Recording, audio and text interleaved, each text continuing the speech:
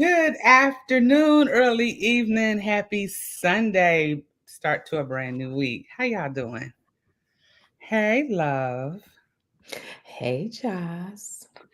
Welcome, y'all. I see BSB is already in D house. Hey, Khalees, yes. Hey, Lisa, Miss Khalees, Lisa, Latoya, Latoya. Legra. All right, hmm y'all. How you doing, love? I am understandably overwhelmed right now. Yeah. Hey, Kia girl. Hey, Kia. Yes, understandably overwhelmed. I get it. Y'all, Love and I are tired. We just gonna we got enough energy to get through tonight because it's gonna be Oh good. yeah, I'm yeah, tired. yeah. I had a surprise party for my mama yesterday. Sister girl turned 78 on Tuesday, so we To celebrate. God be the glory. Yep, we're celebrating all good things for her. Love and grinding, trying to get this new book out. hmm And all of these audiobooks dropping, y'all. hmm Oh, we.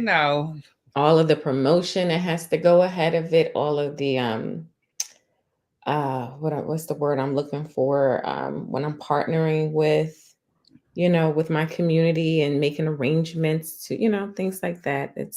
But you know what, this is what we do. We love this community, we love this safe space we've built with our reader sisters. So I am blessed, I really am. Absolutely, 100%. So we just gonna dive right in. We got some questions for y'all, and we'll be able to throw them in the Oh, I didn't make our little ticker at the bottom this time, Lord. See how tired we are. Josh just came fresh off another meeting. Yeah. I did. I sure did not make my yes, my mama is a July baby. I didn't make our ticker at the bottom, but it's all good. It's all good. We're here to have a good time. And you do know that Alyx Monroe, Monroe, right? Yeah. Alex Monroe. Alyx Monroe and Midnite will be joining us in about an hour or so. So get your hmm questions ready for them as well. Hey Tara girl. Hey Rachel. So Tara, jump Rachel. right in with love. So love, we didn't discuss Love Love Fidelity prior to this. I mean, we didn't have a chat about it. We didn't. Mm. I don't believe we did. Bourbon Street Bookers, they have to tell me. I don't think we did. Um Hmm. I Hey, think we Martha. Hey, Devin. I'm sorry. no, I think we had planned to, but we didn't get a chance to Really? do it. No. Hmm. So and I could be crazy. I could be crazy. I don't know. I thought that was the first one we did. Am I going crazy? I thought that was the first one we did on my channel. I thought that's how we, that's the first time we tried it. And you were like, "Love, I think we can do it. Let's." I think so, but you never trust me with my memory. Boy, some people are so like somebody can jump anyway. Um, okay, well then let's just kind of recap. Tara said we did, Joss. Did we? Tara said y'all did a YT check. Yep, we did a YouTube. I feel like that was our first one. I feel like that was our first one. And I think Love's Neutral Zone was our second. Okay, you and I. Yes, Indie Love Okay. and Love Belvin. Yeah. Okay, well then let's recap. Dang. Where did this story come from? This story was Okay, born. This story. What did Allegra say? I can't I'm tell sorry. you. Okay, no, I'm sorry. I thought she was answering that question. Yeah. Okay, I No. don't want to know. Hey, Martha. Martha said she thought we did too, Okay, but so we probably did. If they saying we did, we did. Khalees said we didn't. I don't know. But anyway, the story. Where did the story come from? I can't remember when I first met Lennox or Tobias, but I do recall my attraction to their story because I've never taken on a romance and from the perspective of someone still being married. And we're all, most of us at least, we're all like romance bugs. Like we love romance because that's what we read, right? Right. And I of course, the romance has to come, but I was like kind of thinking like, well, when is it good for someone to leave a marriage? I didn't want to just do, and also too, I'm gonna be honest with you. Let's just put this out here now. Even with Lennox's husband, what was his name? What was his name, Jocelyn? I don't know. Guys, what was his name? Why was I gonna call him Steven? His name is not Steven. Anyway, I didn't want to make him to be a bad guy. He obviously was dealing with um some mental illness and addiction. And Yeah, but love, I'm gonna stop you right there. okay, Kelvin. Kelvin, He's not yes. a bad guy. I didn't like the way because I've been listening, so I didn't get a chance to finish. So audio puts a whole nother spin on it for me now listening. But I didn't like the way he was talking to her. Like, No, he was an arrogant guy. He was definitely an asshole. But what I did not want to do, and I when I flesh out my clients, I don't like to make the other or the first girl or the first guy the bad guy all the time. I want to demonstrate why they were not right for my client, not making them a horrible, horrible, horrible person. Even thinking about New to Hopelessness series with Avery. No, we didn't like Avery, so it was easy for us to kind of dismiss it. Don't get me wrong, but I'm with Ashton. I don't think Avery slept with old boy. I just don't. So I don't like to overkill the antagonist. Like I don't like to do that. But I wanted to talk about something real. And if I'm known for anything, I pray. I am known for writing realistic storylines. I know they're packed, with a lot of stuff, but I wanted to talk about when is it okay? When is it okay to leave a marriage? When is it okay to recognize you've not been given all the benefits of a super healthy romance? And I feel like Lennox's story fit my it's okay. And once I got to know her story and just how lonely she was in her marriage and her on her path or whatever, I was captivated.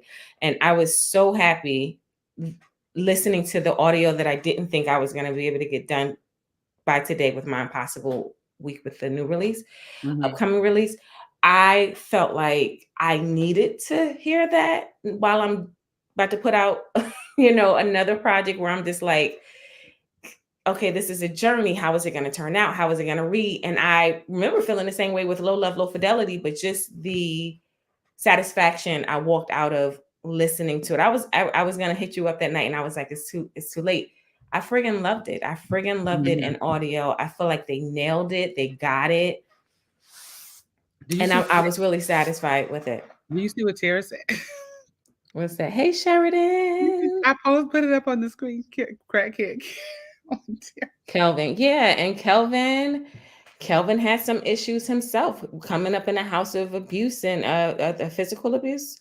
And child, can y'all who've listened, can you speak on how Alyx ate those rolls up with those white country people? Like the way she delivered those, like Scott and Kelvin and Kellyanne and Marsha and Kellyanne, I be cracking up. When she did her sisters, like when she got into that scene, and of course Alyx cheats because she's an actor. She's a trained actor and she's taught acting.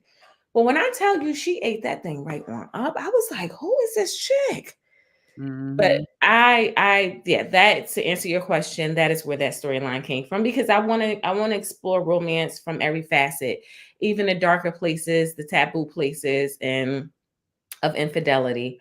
And I think they gave me that. Tobias and Linux gave me that. Martha says the story needed to be told, and thank you for writing it. Thank you, my Martha. And Khalees says she definitely ate them country ass white folks. She did. She did. That's my Sheridan. And she said that Kelvin can go to up yonder right with Avery. Y'all so unforgiving. Well, Kelvin was a mess. He was. And as far as I haven't gotten very far, ladies and gentlemen, if there's any in here. And I've read the entire book. Everybody knows that. But I listened in the car and I had so much going on. And when it dropped Tuesday, so I knew I was going to be pushing it, trying to get it, listen to it. And Love knows this. Yeah, I done lost my AirPods somewhere. Look, I'm looking around like maybe you still haven't found those AirPods. No, and I know as soon as I buy another pair, they're going to appear. You don't have to find my feature. You can find them, right? Oh. Ask Devin about that. Ask Devin to help you with that. I don't need him. Okay. I'll find. My Now you bad. said that. Now you said that. I'm gonna have to turn it. I mean, look and see if I can do it. Yeah. Mm-hmm. So, well, we have a couple of questions for y'all. Um, Let me pull them up. Anything else you want to add, love, while I'm pulling them up? You can just Um, find in the comments, and I'm gonna drop them in the on the thing on the screen. I just really want to know, just in general, what did the LBU think about the performance, the audio performance for Low Love, Low Fidelity? Lil Devin, I don't need him. Don't we come here? She Yes, said yes, she did. She said no, I yes, you do. don't. How did you guys feel about infidelity in your romance read? Oh, that's a good question. I Mhm. don't know. You Because know some what? people have It their, depends. there are things that they'll stay away from.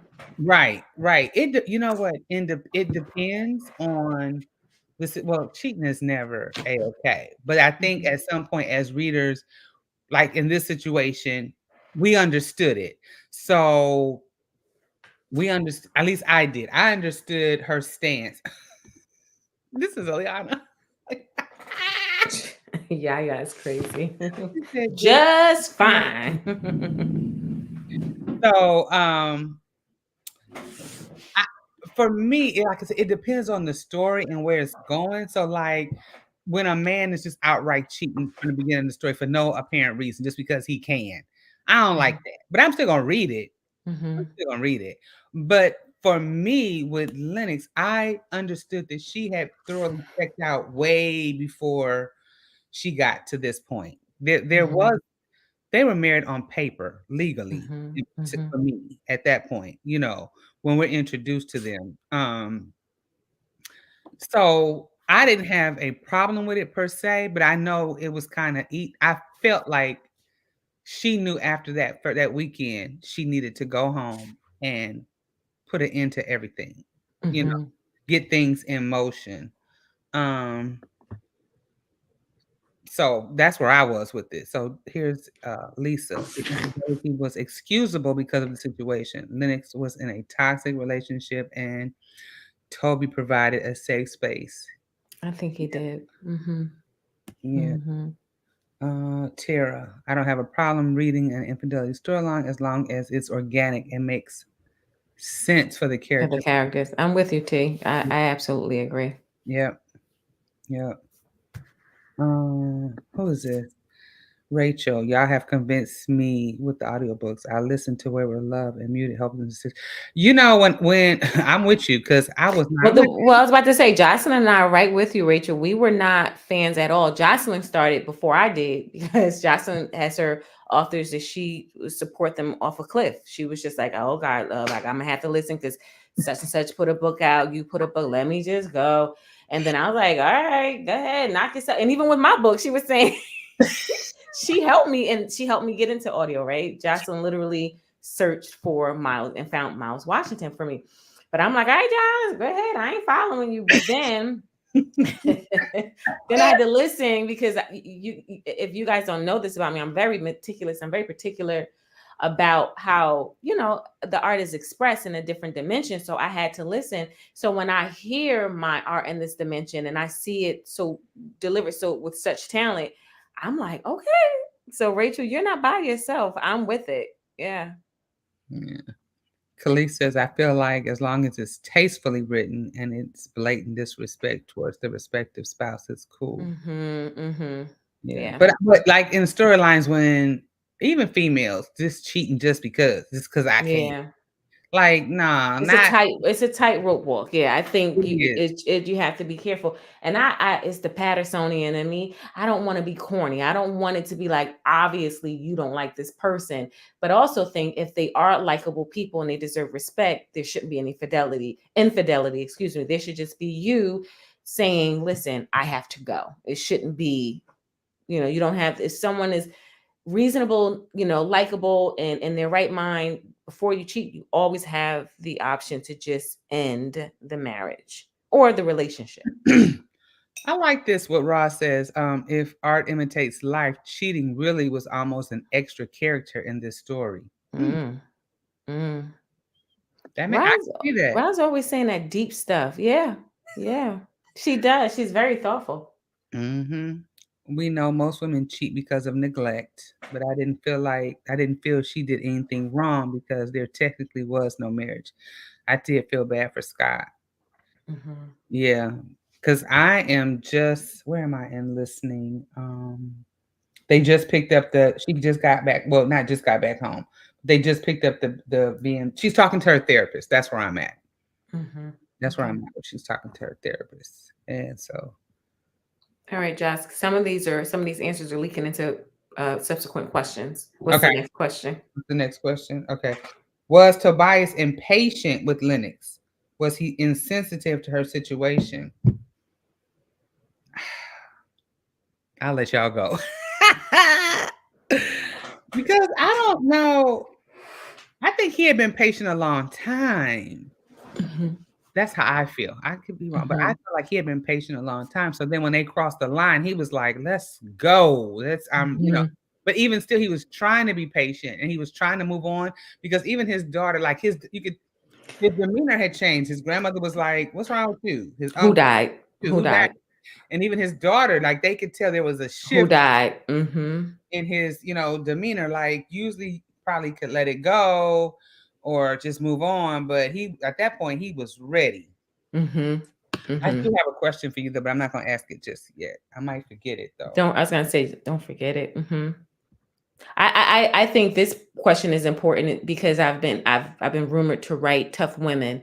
In fact, my developmental editor she's low key because she can go hard, getting on me now about Hayden, and she's just saying what is up with her resistance? What is up with her resistance? And I'm thinking, I try to, I'm cognizant of writing the same characterizations for people, but then I also feel like I understand people, and many of us share the same characterizations, and so it may have been um, his persistence in knowing she needed the love he can give her, Mhm. could have been confused for insensitivity because she had so much going on. So I was just curious about the LBU and what they thought.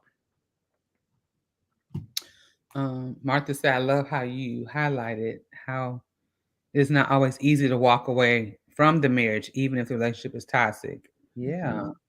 Hmm. Hmm. Oh. Allegra said he had the patience of Job. I think so, but we often talk about surface readers, and if you do the timeline, and considering who Toby is, with with his appetite, um, I found that to be so. Sharmika is new to us. Miss Bias, he was super patient. He waited years. He knew the marriage. Yeah, I'm with you. I agree. I Mhm. agree. Um, that was his soulmate. Let's see. Mm-hmm. Lisa says he was the epitome of patience. I'm trying to make sure I That didn't was miss me. anything. Mm-hmm. Because it's moving fast.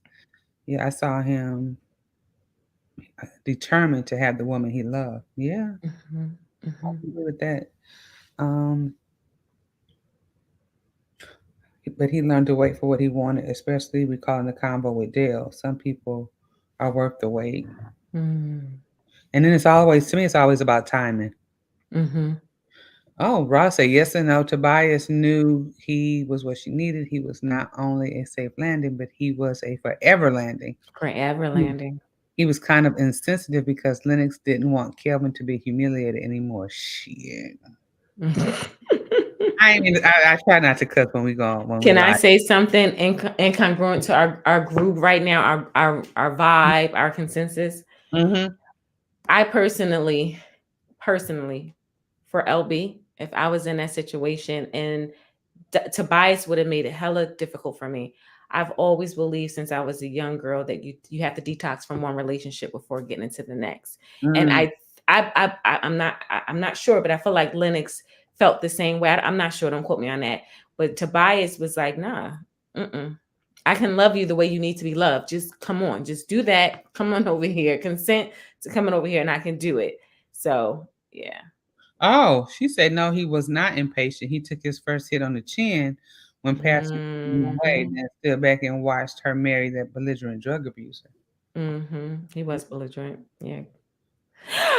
There's my L. Hey, L. Well, Ruby loves some L. And I was saying, yeah, I love her too. She was like, hey, I liked her. I like how he knew she was it and needed the timing to be right. Yeah. Yeah. And for some people, I grew up very conservative. For some people, you got to throw caution to the wind and just say, you know what? I'm going to go look out for me. I'm going to go out for my happiness. And Lennox really deserved to learn what happiness was in a relationship, a healthy relationship. yeah. Trying to think and see if there's one more before I move to the next one.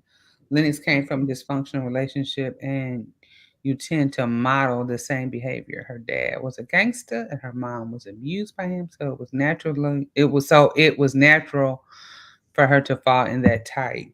Mm-hmm. Good point, Miss Ware. Hey, Tiff. She was groomed. Mm-hmm. That part too. Or was she groomed? Oh, I understand why you used the word groom. You talking about her grandmother? No, no, I'm talking about because I'm at the point where he proposed to her. Kelvin proposed to her a week before the draft. I'm saying what, and that it was a setup, right? They felt his handlers felt she would be perfect for his image. Oh, for sure. We knew that was one-sided. That was very reminiscent of Michael Jordan, right? Mm-hmm. His story.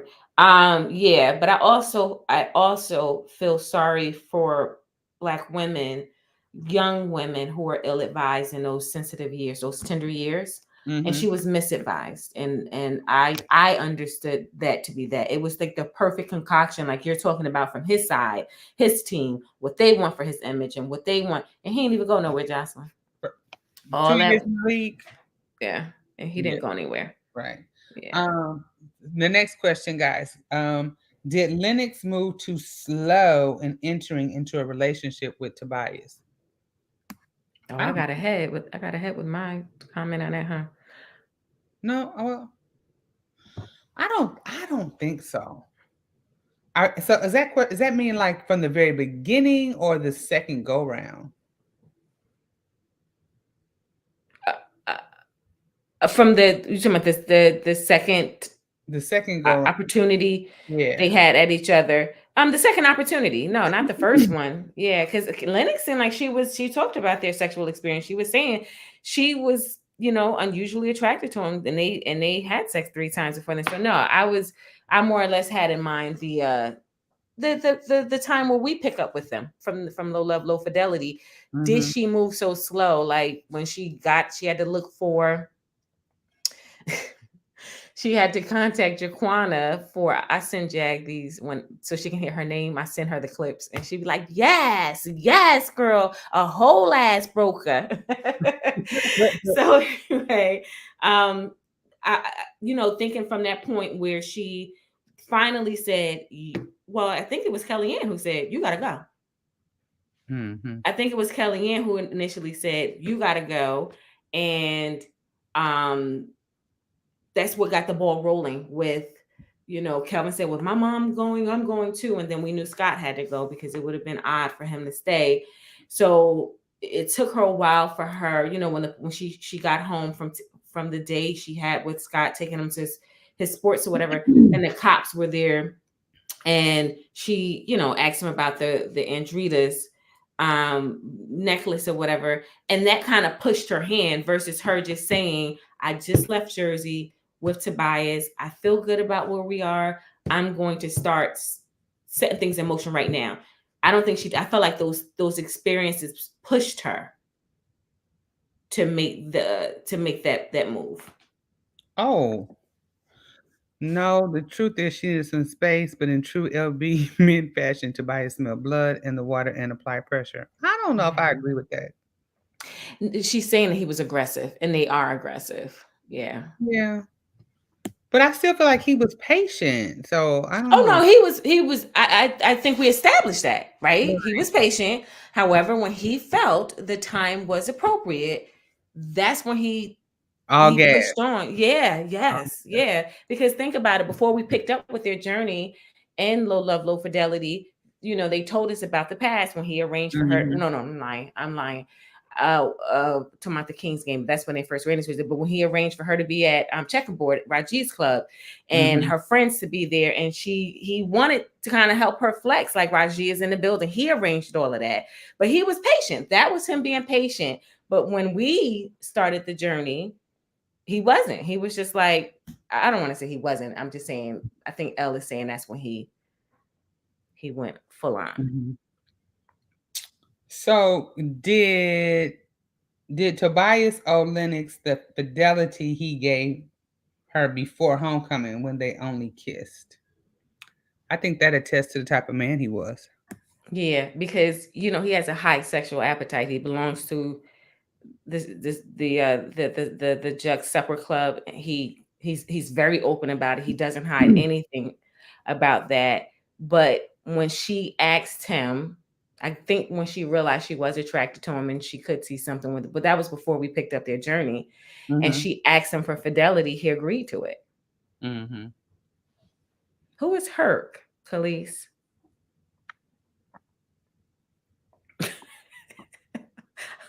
Who is Herc? Oh, Herc was the driver. The totalicism. I can't pronounce the word.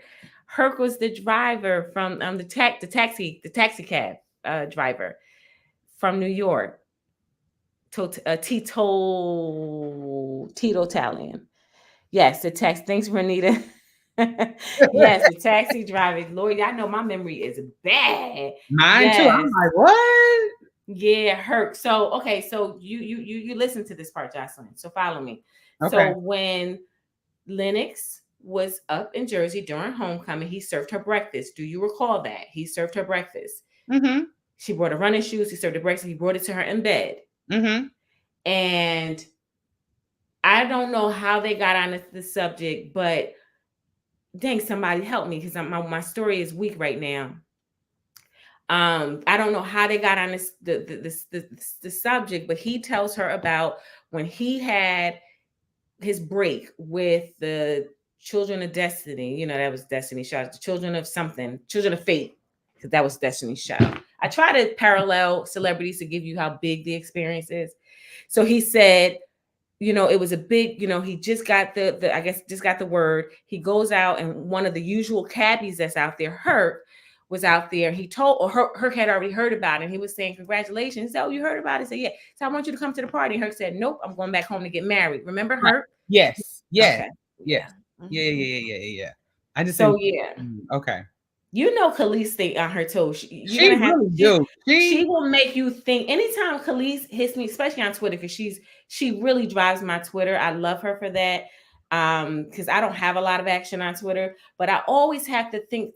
Khalees always drops jewels of what happened in the LBU per my promo that day. And Khalees always makes me think, what is she talking about? And I have to think, and it just brings a smile to my heart because I'm like, this girl is showing the world, like, I know this like the Bible. Like, you just give me a name or give me an image and I can tell you where it derives from. What are you guys' thoughts on Lennox and Scott's dynamic?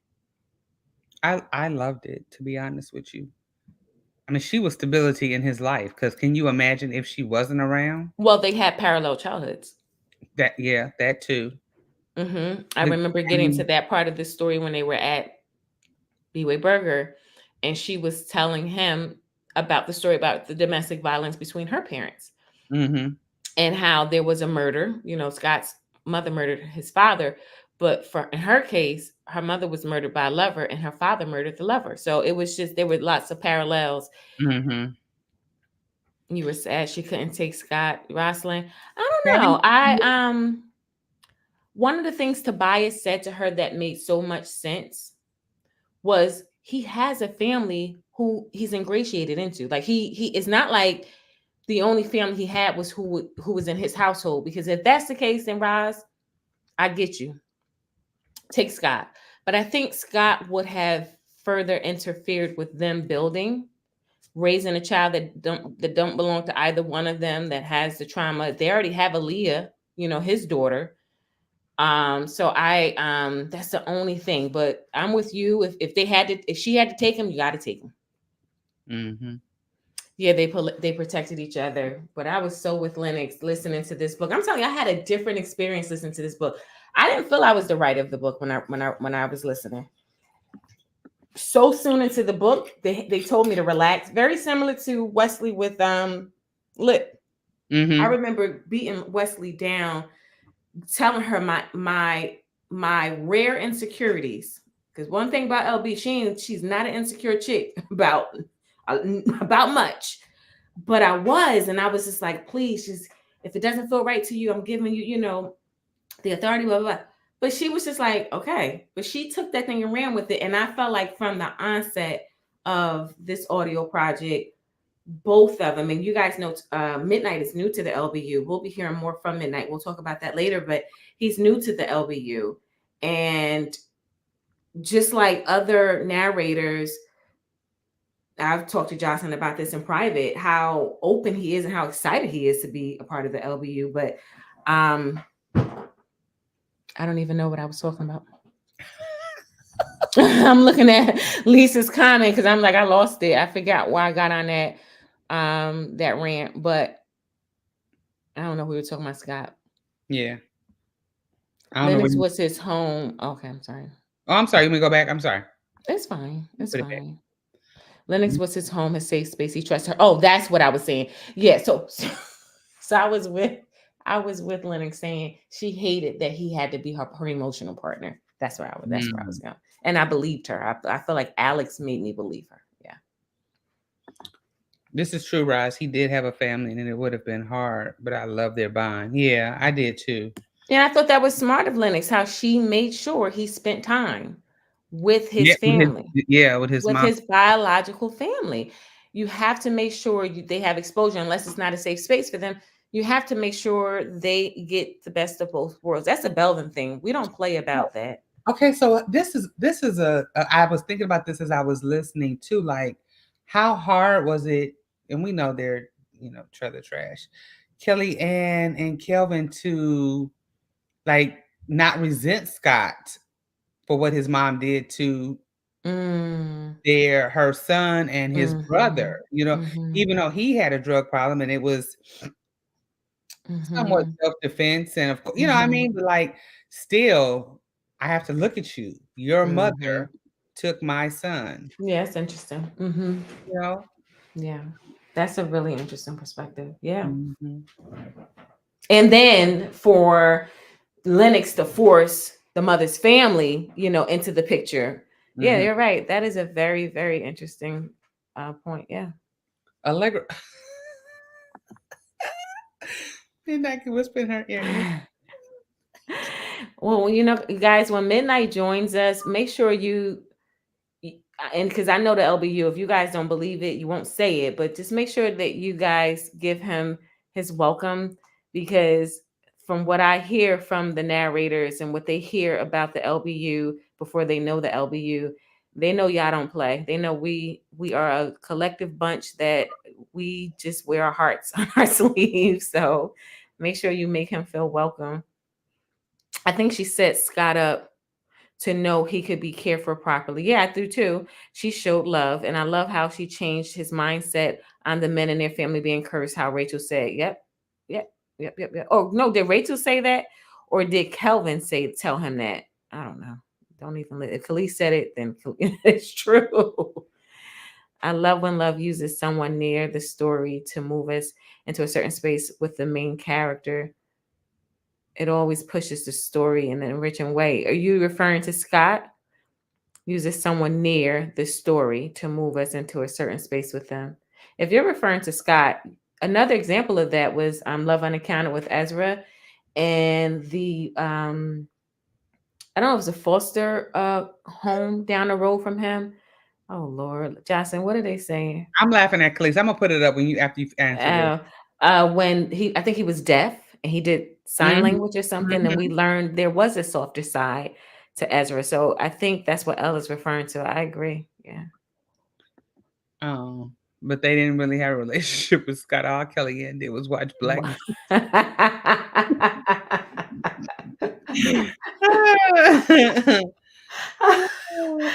She did. Yes, she did, eating frozen waffles. Child. Oh gosh. They giving Midnight Love. I don't know. Somebody Well, came. he's not here yet, guys. When he gets here, Somebody he'll be came in here. and said I'm here, but I don't know if that's. I don't know who it was, a gentleman, and so I didn't want to text you and be like, I know you sent the right link, right? Mm-hmm. Okay. It was a gentleman. He said I'm here, but it was way up, so I wasn't sure. So, what's the next question? Um.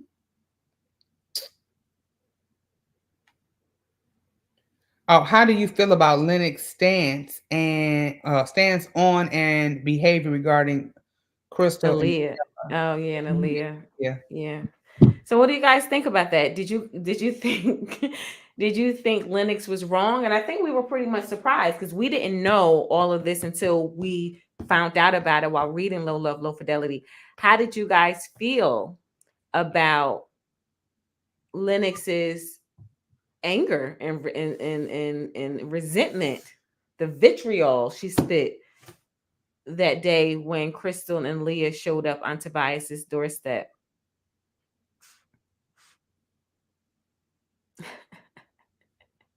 I'm reading some of these comments. What is Allegra? What? We're looking at the same thing. Okay. You know, can I just say this as we're waiting for them to answer this about Crystal? Because I'm still in the beginning. That hasn't refreshed my memory. Mm-hmm. The fact that she had a whole man and is asking him to buy Oh, I forgot to. Yeah, I forgot about that. That's asking her to buy her. the audacity. I just that was Yes, like, and I'm driving and I'm like, the fuck, girl, what? the old audacity. And the thing is, I feel like she was taking advantage of him because how do you, first of all, you got a 50-50 nigga. Let's make that clear. Mm-hmm. That's on you and him. And like Tobias said, like, if he wants to up and leave, is he thinking about my daughter? If he wants to pull back or whatever? Mm-hmm. Mm-mm. Mm-mm. So Lee says, "Ooh, as a mom, I would say she was wrong, but I don't like how Krista acted innocent and blamed it on young Young age." age. But I was with Krista on that. Krista was throwing shots, don't get me wrong. But Krista was like, I was a kid. Like, move, like I've lived several lives since then. If she was sincere, I understood it from that perspective. But she still, Lennox said, now you're a nurse. Are you really a nurse? Who you trying to be like me? Lennox went in. Went in. That was a bit disturbing, honestly. See, I wish she had kept it to herself, but we're all human. She probably didn't expect that to come out herself. She didn't because she didn't expect. I don't think she thought ahead that far. She knew she had to. She had to collide with their past. She knew she had to come to an understanding or some peace about Aaliyah, and I don't think she made those plans because she got ugly.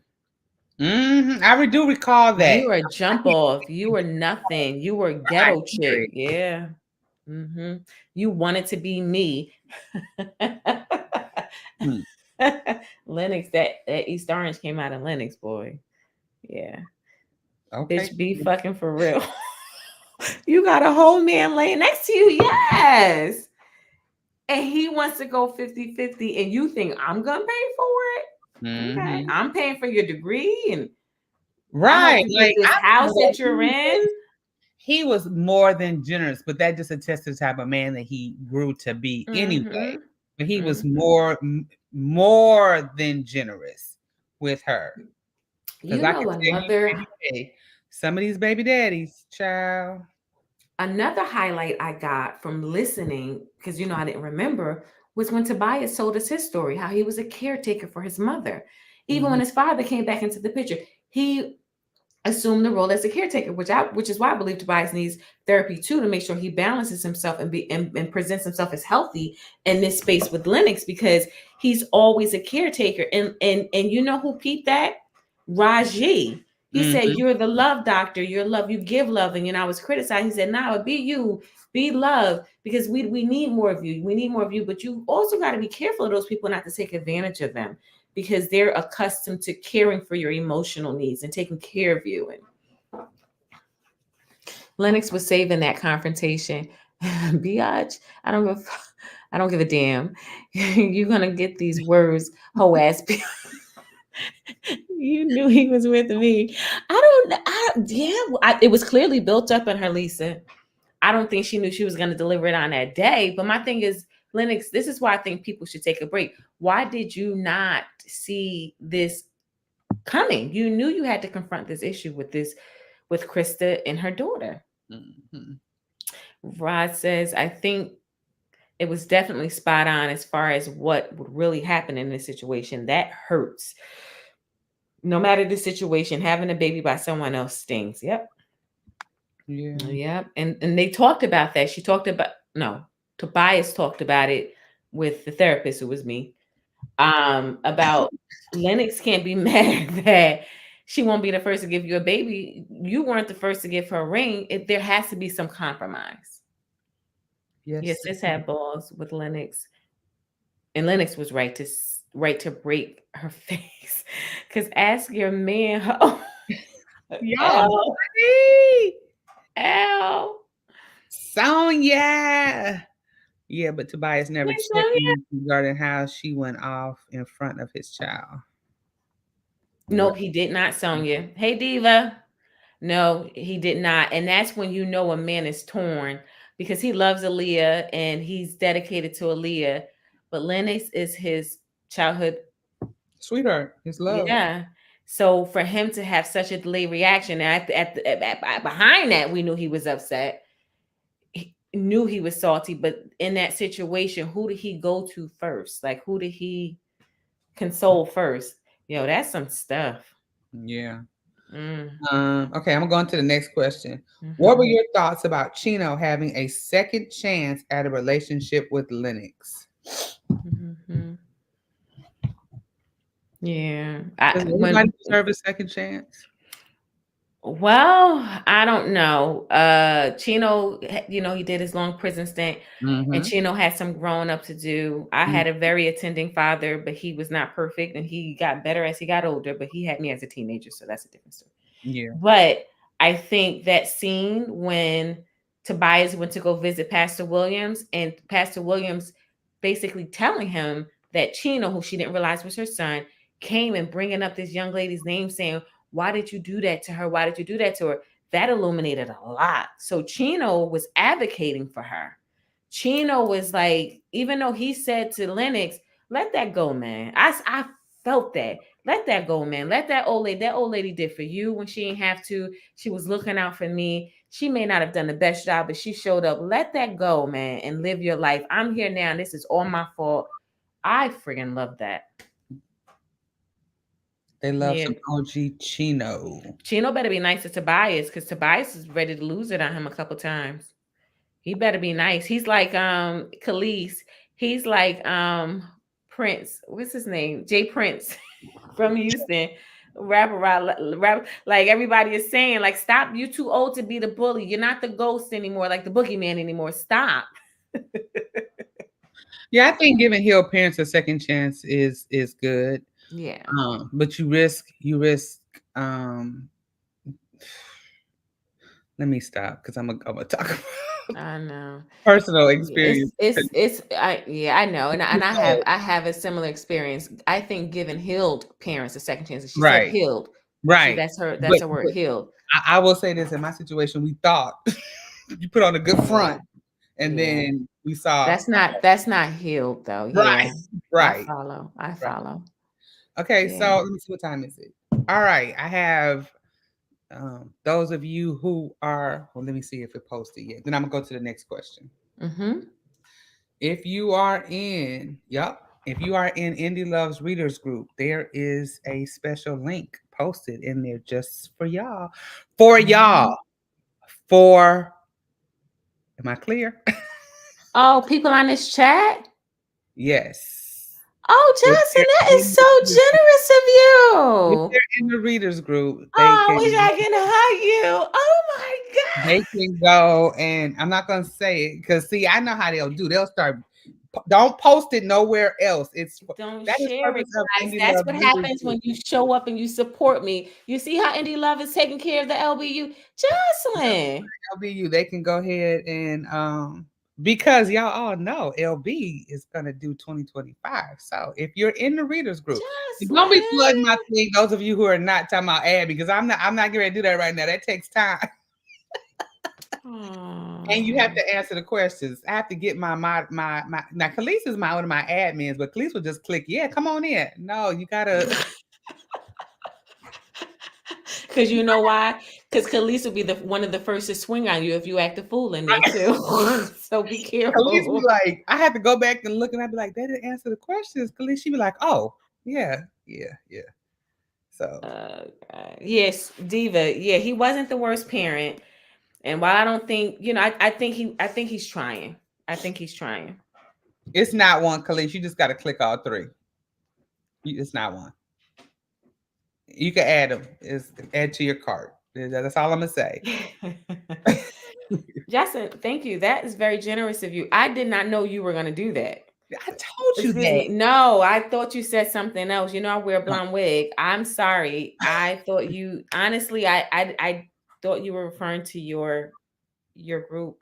Thank you so Yeah, much. the people who are in the group have first dibs. But still, you're giving Yeah, to this LB people. group. Yeah. Yeah, thank Yeah. you. Yeah. Look, glad you know LB.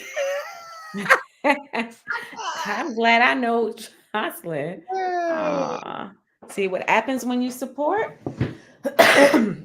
Um, I love the fact Chino gave her diamonds of wisdom. Yep, such as get a property. My dad said the same to me. Get your own in case you need an out. And that's why you can't totally hate Chino because he knew he was messing up with that girl. He knew she was a good girl.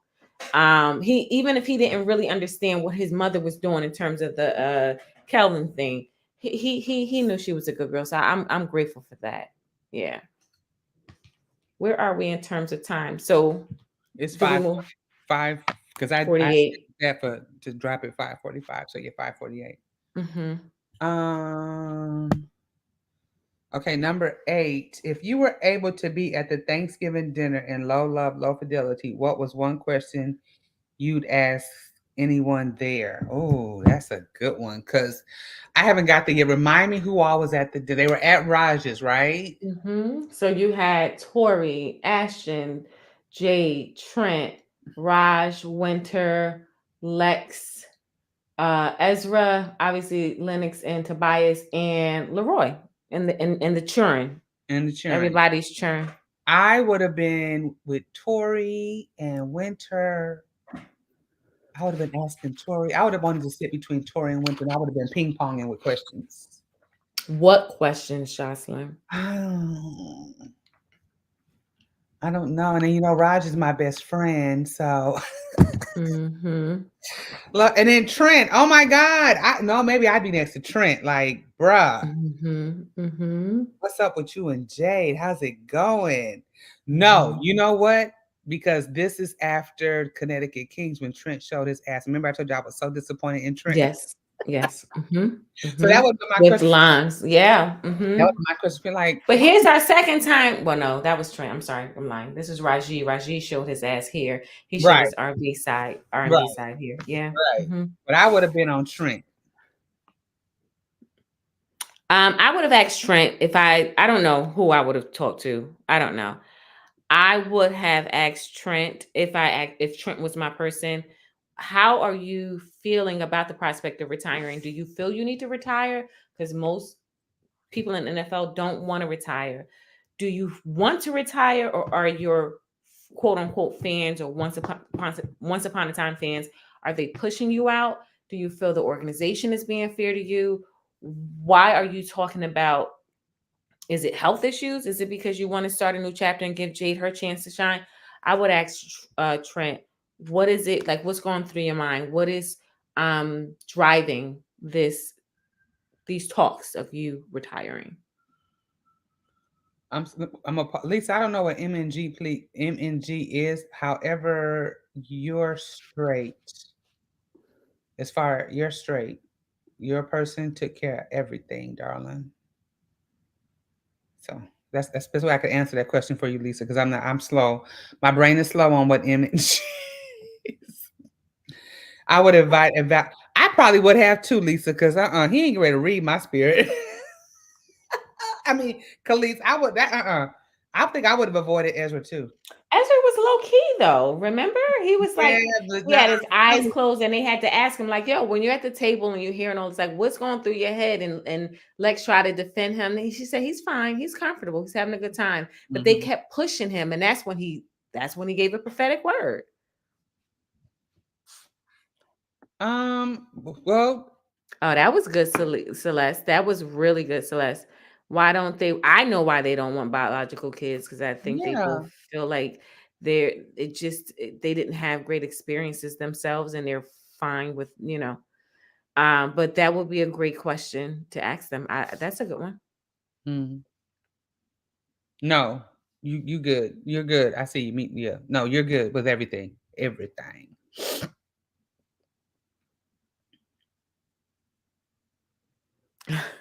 Latoya said Oh wait, Ezra Lisa. can read her. Uh-oh. We got to have a private conversation, Lisa, because I just thought about it. Yeah. Yeah, I was just going to hit Allegra. He had to be low key. He had to be low key. Tobias was about to tell his business. Yeah, somebody brought that up earlier. How Tobias was not intimidated by Ezra. I think he respected him, but I think he knew it must have been Raj bumping his gums, as CCJ would say. Because how would Tobias know that Ezra is into kink? So it had to be Raj, right? Who told him, because he told Lennox at the table. He knows what did he say? He can probably tell you right now how bad I want to. But is he friends with Stint Row too, though? Is Tobias friends? I don't know. Is Tobias and Stint Row friends? So if it wasn't Raj, it was Stint Row. It could be Stanton. You're right. You're right. If that's the Because case. remember, Lex was pissed that That he was so open with yeah, Stanton, with their showing his, room and their toys. Yeah. right, Their playground. right. So okay, y'all. Let me scroll up. Church people know church people. This I know, being Kojic. Oh, wait a minute. What is Tiffany replying to? Oh, wait. Rachel said, I would ask Tori, what would she say to Avery if she was still alive? Girl, Rachel, you're gonna be telling my clients that I be telling their business to the world. She said, I would ask Tori, what would she say to Avery if she was still alive? Now that Ashton and the life, now that she has a life, has Ashton in the life she wanted. That is a good one, Rachel. You gonna put me on blast, but yeah, that's a good one. Jocelyn, what was that? What was that? Jocelyn, you looked at your computer. No. I'm I know you're not talking about me and Rachel. I'm just saying you snapped from something and come back to me and Rachel. What did you because I was listening. I was looking and I was listening too. Don't do that, love. No, she loved to try to put somebody on black. Y'all know, y'all man. Johnson is such an easy target just by her facial expression. Oh God. Oh my God. Next question. Let's see. Wait. Elle said something. Then I said, wait for Ezra to read the room. But wait a minute. What did you say before then, Elle? Okay, here she go. I'd ask Tori and Jade, can I join their circle? Well, wait, Tori and Jade? What about Tori? Well, Elle. What sister circle Bible study they got going on? I don't know. She might be referring to when they. She might be trying to be funny too. When they, they would get together with when they would get together with Elle, and they would have those. But Lex was there. Nye was there. Remember, Nye's sister was there. Is that what I was talking about? I think so. I So, think. I don't know, because why would Elle just say Tori and Jade? She's talking about something else, because Elle is another person. She knows what she's talking about. Why just Tori and Jade? Because Lex and Jade those two are real thick as thieves. So why Tori and Jade for the Bible study? I be laughing when when Elle and Lex be Let me going. tell you something.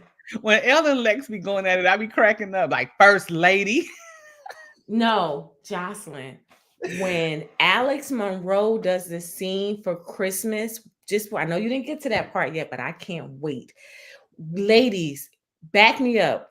That scene was her birthday. Christmas was her birthday. And she woke up and, they did their gifts there. And then they went back to the McKinnis house in Sparta, New Jersey. By the way, Sparta, New Jersey is a real place. My mentor lives there.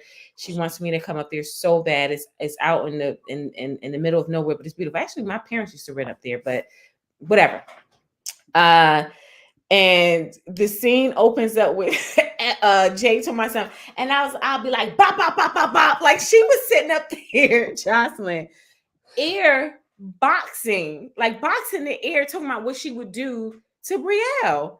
When Alyx did that, when I tell you I was in pure tears listening, that was so hilarious. Do you guys know what I'm talking about? Look, yeah, Lisa does Jade in her little. Yes, thank you. And Trent came in there. He was like, "What are you talking about?" I hollered so bad, bap, bap, and I'll be like, "Pow, pow." Yeah, they don't think we can fight. I'm like, Jay, you cannot fight Miss Mia. So what you think? Like Jade, Devin talking about Jade is me. Yeah, Jade is D. Yeah, a little bit. What you doing? Because D is saying she'll pop off too. Well, they said she was that off. scene had me cracking Police said up. she was gone off that mall. She was gone. That was I'm telling you guys, I listened to this like I didn't, because I really didn't know what was coming up next. I didn't know, like I don't think people appreciate how bad my memory is unless you get to know me. I think BSB is starting to get to understand how much I wear a blonde wig. You have to really work with me, and you'll pick up those cues about me. When I'm recording, I'm on a different planet. And then when I come back, when I drop back down to the real world, I don't know what was up there. So I forget, and I'm on to the next client. When I was listening to this, I was in tears. Jay told my son, and I was like, bat, bat, bat, bop, bop, bop, bop, bop. I was like, what? Man, let me find my earbuds. I'm about to tear this house up. One of our guests is here, love. Oh, I see. Hello, welcome. Midnite. Woo! What's going on, y'all? How y'all doing, man? Oh God, they about to lose their minds. I know. Please, now. don't do this. How's it been going? How's the session been going? I know I'm It's just been stepping going off. very well. We've already talked about Midnite, and I explained to them that this is your introduction to the LBU, and you have expressed and have shown through performance you don't take that lightly, and I appreciate it, because I don't have the biggest following, but I appreciate that I have a Black brother who appreciates what I've been able to put together and wants to do right by it, and you've been consistent on that. And once I want to share this, and then I'm gonna share a joke about Midnite. But I want to share how already. I just yeah, came. I know. I just came on. You didn't even give me warm up. I'm just gonna throw up as y'all are talking. I'm just hopefully he can catch these comments, but okay. I'm just gonna throw them up as you guys. Midnite, can you see the comments? Don't do this.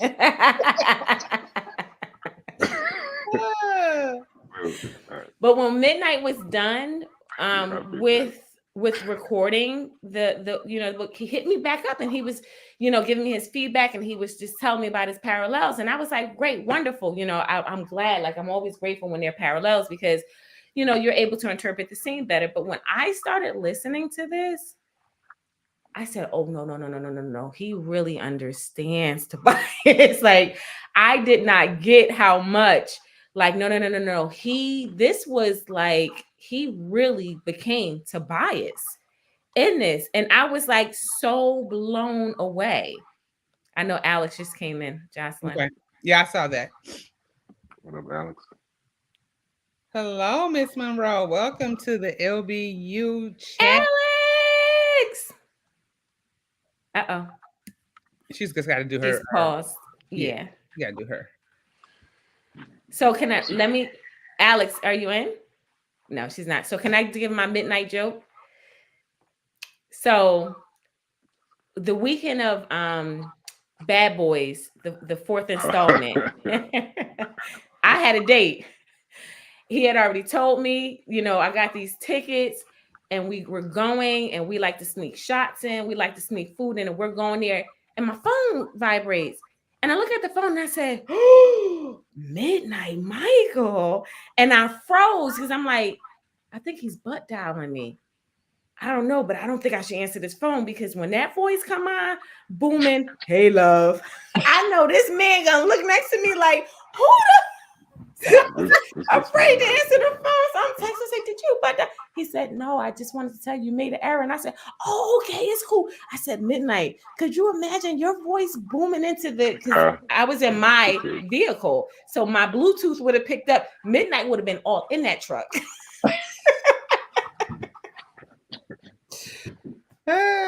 But I thought that was the cutest, funniest thing. Hey, Alyx. She's still on. She's on mute. Let me see. I'm gonna unmute her mic. Okay, here we go. Hey, wait a minute. Alyx. Hey. Okay. I had to unmute her. Hey, woman of the hour, the decade, the LBU narrator, woman, you talent, you. Hey, you. Author of the decade. Oh my gosh, Alyx, the way you would think you and Midnight were in the same room. I feel like you guys were telling me a story I wasn't familiar with that I literally fell in love with. Like I've worked with Alyx since the beginning of my audio time, and Alyx knows the annoying LB and she knows the cheerleader LB. She knows it all from top to bottom. And when I tell you, I was listening to this and I was like, dang, I'm trying to finish this book. I got to listen. When I tell you, I felt bad because I felt like I was cheating on my current project because I just could not stop listening. And it felt like you two were in the same room recording. Like you guys had like a synergy. I'm over here dancing. You want to respond first, Alyx? Go ahead.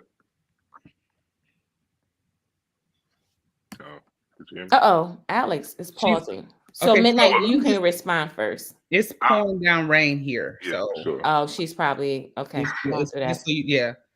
So I'll say this as far as my approach to any book, but especially a role where there's some kinship between me and the characters or the main character. It's important, right? It's important to jump in all the way. You know what I mean? It's important to jump in head first. Balls to the wall, as they say.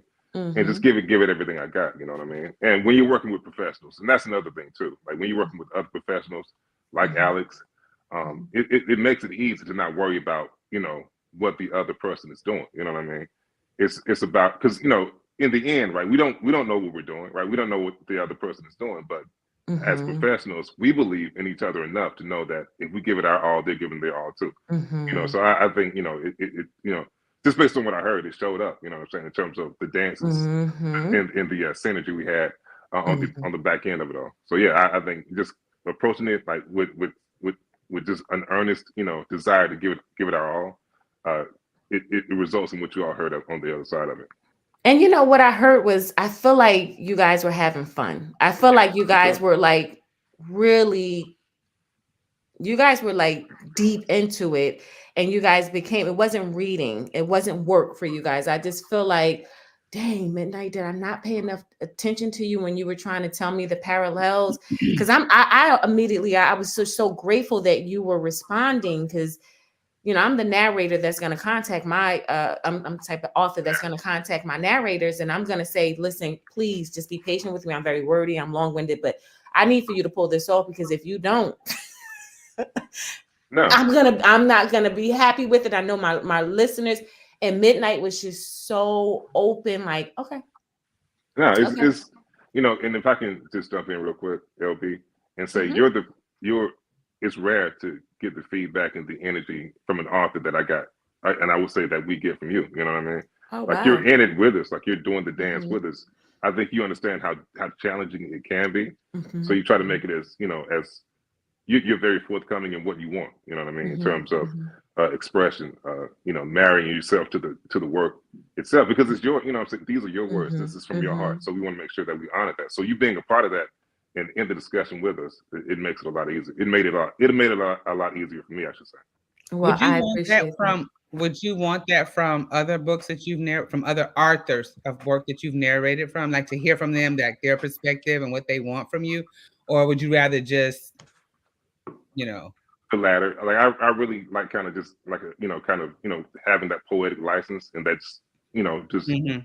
carte blanche to go forth and be great, or try to be great anyway. But I will say this though, in situations where you can hear like the passion from the author, that does add an extra layer to it. And I hope it does. Like I said, I hope it did come out in the performance that Alyx and I both gave in this particular situation, and for what we're going to do down the road, because we're coming back at y'all the next time, and hopefully even better than this time. So yeah, for sure. Like we love the feedback, the energy, all the things LB gave us.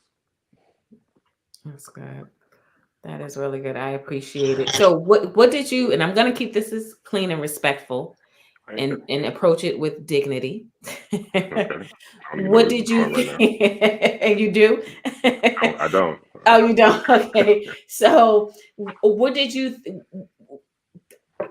how did you approach the intimacy in the book? And is that, do you approach it every time the same way?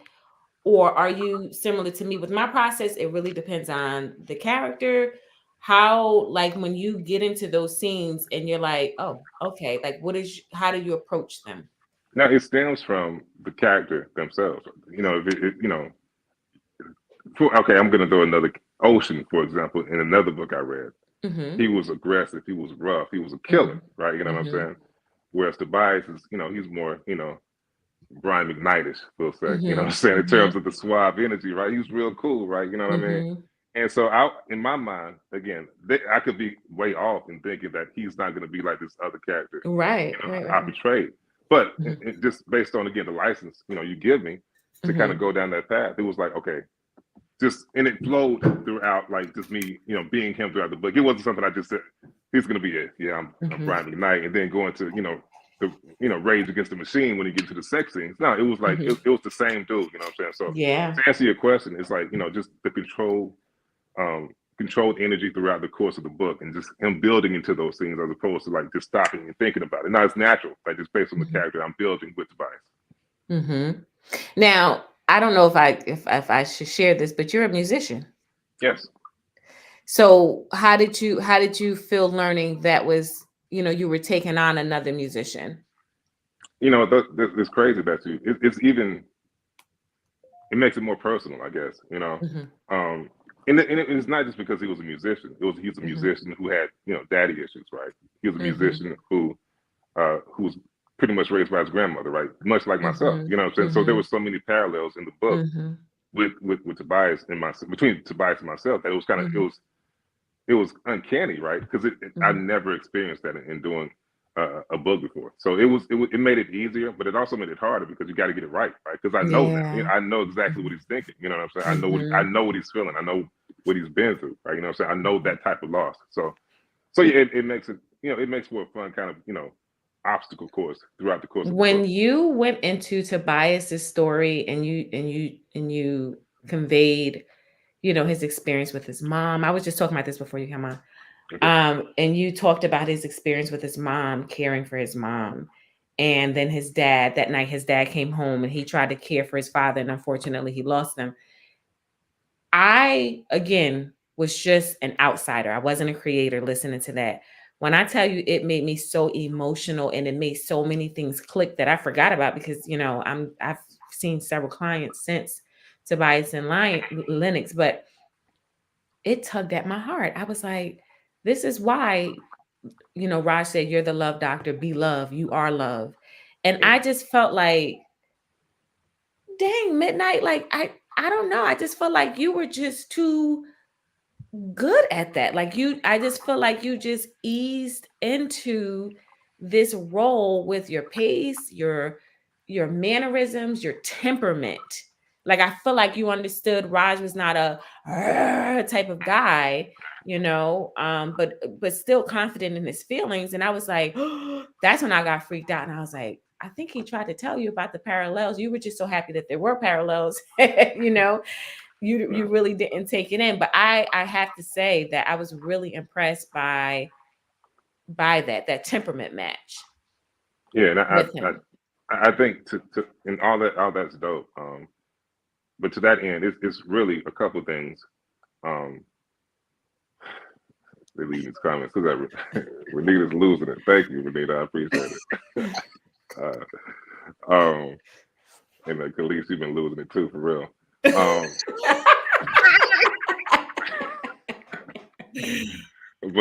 no, for real. But no, a couple of things I ask, right? Just give me a shot, right? You know what I'm saying? Just give me a shot to be me, right? You know what I'm saying? And this, because again, you know, we talk about great actors, right? If you think about Denzel Washington, right? And again, I'm not comparing that's Denzel. I'm not comparing myself to him, but again, the A-list actors, right? They're so good, right? We know them as who they are, but we also know them for the characters they play. Yeah. But they're themselves in that character. You see what I'm saying? Like, yeah. you know, he was Alonzo in Training Day, right? But he was also, you know what I'm saying? You know, the guy, you know, Ezekiel Rollins, right? In Devil in a Blue Dress, right? He's all these people, but we remember him as Denzel. That's the goal, right? To be ourselves, but also be the character. And in doing that, we have to be, you know, defenseless, right? We have to be vulnerable. We have to be all these things, right? I cry a lot when I read, you know what I'm saying? Because of the, you know, the marriage between your world you create and my world that I've lived. You know what I mean? I think that's important, though. I think it's important for us to be able to do that. And because again, who's gonna know, right? You know what I'm saying? Who's gonna know? You know what I'm saying? The readers are gonna know, the listeners you're gonna know, right? As the author, you're gonna feel it, right? I'm saying you might not see the tears, but you can hear them and feel them, you know what I'm saying? So that's the goal to be me, but also to be the character at the same time, to the point where and I say this a lot. I know I'm talking a lot. I'm sorry, but I say this a lot. No, this is your time. I say this a lot. Sometimes, you know, in reading the book, you know, I don't understand. Sometimes I don't know if the book has read me or if I read the book. You see what I'm saying? Right. So there's not a lot of separation between what's me in my life and what's going on in the book. So when I get to that point, I feel like I've done a good job and I've done a good service to the author and the people that'll be listening to it. So yeah, I hope again I achieved that with this book. And to hear you say what you said, I think I did a good job. Brother, I think you did a good job, because I'm gonna tell you something. Hey, Josh, what's your word? Persnickety. What is it? Persnickety. I am very persnickety. That's my favorite word. And she likes to tease me about it, but I be trying to say it too, but I can't pronounce it. I am very persnickety. I'm not. Love has turned me, and some of my author friends have turned me onto their audiobooks, and I try to buy them, especially stories that I love. So it's very difficult if I'll buy them, but if the narrator doesn't coincide or somewhat sound like the person that I've read, Jocelyn is going to call me and let me know. She is going to get on the horn, and that is not the experience I had with her with Low Love, Low Fidelity. No, not at all. And I'm gonna tell you, Bailey West is one of my good friends, and you recently did one of her books. So I'm finishing this, and I'm chopping at the bit to get to that one, because and I told her this. I don't say anything. I'm not gonna say anything on live that I haven't said to her in person. There's her first book, Blues Beauty, which I loved.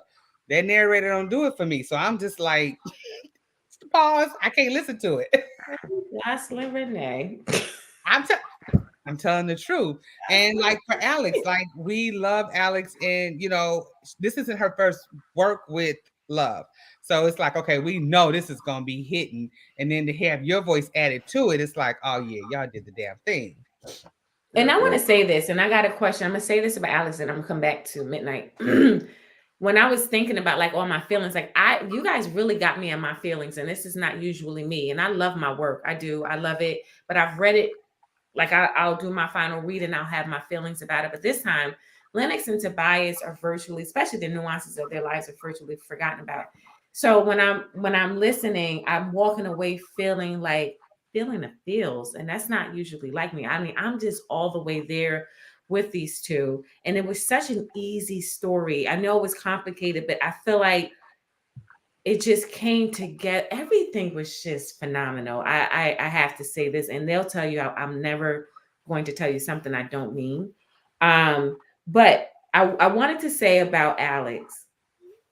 Alyx came in, and the previous project she did with me was Prism, the Prism series, and she did a Shira.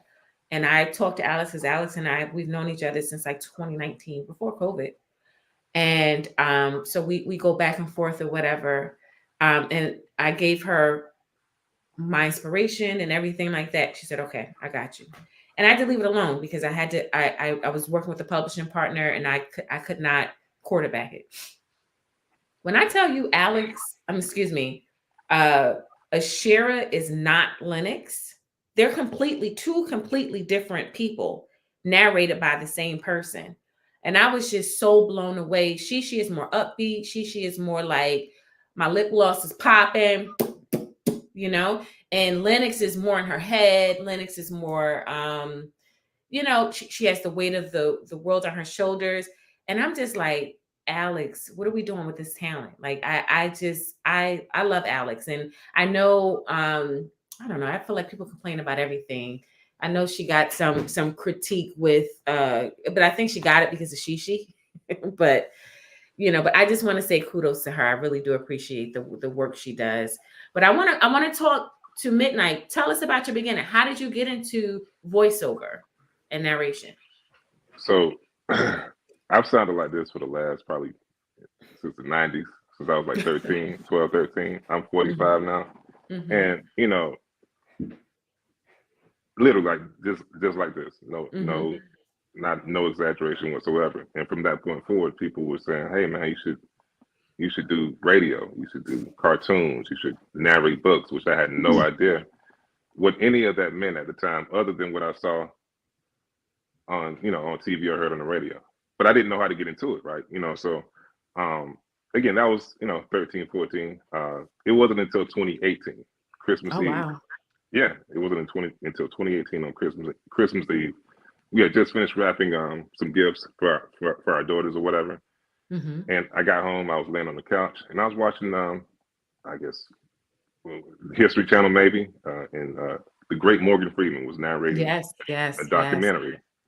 Yes. And I sat up, with all the cockiness I could muster, right? And my exact words were, man, I can do that shit. Okay. And that was it, right? That was the beginning of what we're hearing now, right? Of course, there's been a lot of trying to figure out the nuances of it all, how to get into it, how to, just manage, the losses and the wins and whatever the case, what the energy of it all, right? You know what I'm saying? Because I went through training in the beginning, built a website, and I thought, I almost quit a couple times because I thought, I was supposed to be getting the Morgan Freeman type work from day one. But again, that's not how it works, right? And so I've been there too. Right, just the cockiness, just the attitude, right? Was there, right? And I almost quit like 3 months in because I didn't think it was worth it, right? Mm-hmm. But thank God I didn't, and thank God, a couple years into it. This was like around 2019 when I first started, pretty much. Mm-hmm. And it wasn't until 2021 when I first got my first book, period, right? Mm-hmm. It was the Harlem Plug, the book about a drug dealer in Harlem, right? Mm-hmm. And it was the craziest thing, but it was my first I would call it my first out of body experience in doing that kind of work. I woke up in Harlem every day for like 2 weeks reading that book. You know what I'm saying? Yeah. But it had to be that way. You know what I'm saying? Yeah. I isolated myself and I got a job. I actually got a 9-to-5, and I was like, man. But thank God, not to say thank God for COVID, but because of COVID, I was able to work from home and really explore like the voice acting arena and narration. And so with that book, that was kind of my introduction to audiobook narration. And then it kind of grew from there. And last year was the first Black romance novel I got, Awakening. And that was really fun. And again, I didn't think who wrote that? Who wrote that, Minute? Was that Nicole Falls? Was that a Nicole Falls? Yeah, I'm not gonna lie to you. I have to look it up, but why does Awakening sound familiar? I'm gonna look it up. Go ahead. I'm gonna look it up. But yeah, I got that book, and I so it's so funny. I had auditioned for a couple of Black romance books. I'm not going to say any authors' names who shut me down, but they know who they are if they watch it.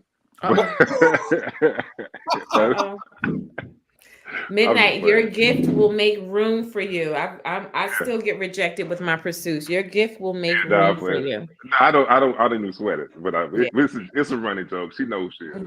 I love her to death. But but I had auditioned for a couple things. This got shut down, and I was like, maybe it's not for me. But then I got Awakening, and then I got another one, and this was in 2023. That was Bailey. Was Awakening Bailey? I'm a, Jocelyn, does that sound familiar to you? Awakening. I feel like I see the cover, like a butterfly or peacock. Yes.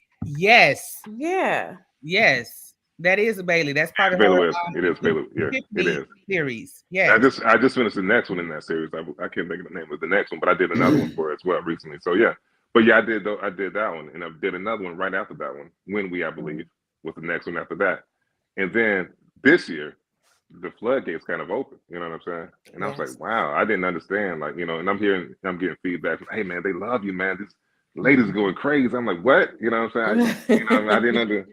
I didn't understand. You know what I mean? But I love it though. I think it's dope, man. I think and I tell every author in the Black romance arena this.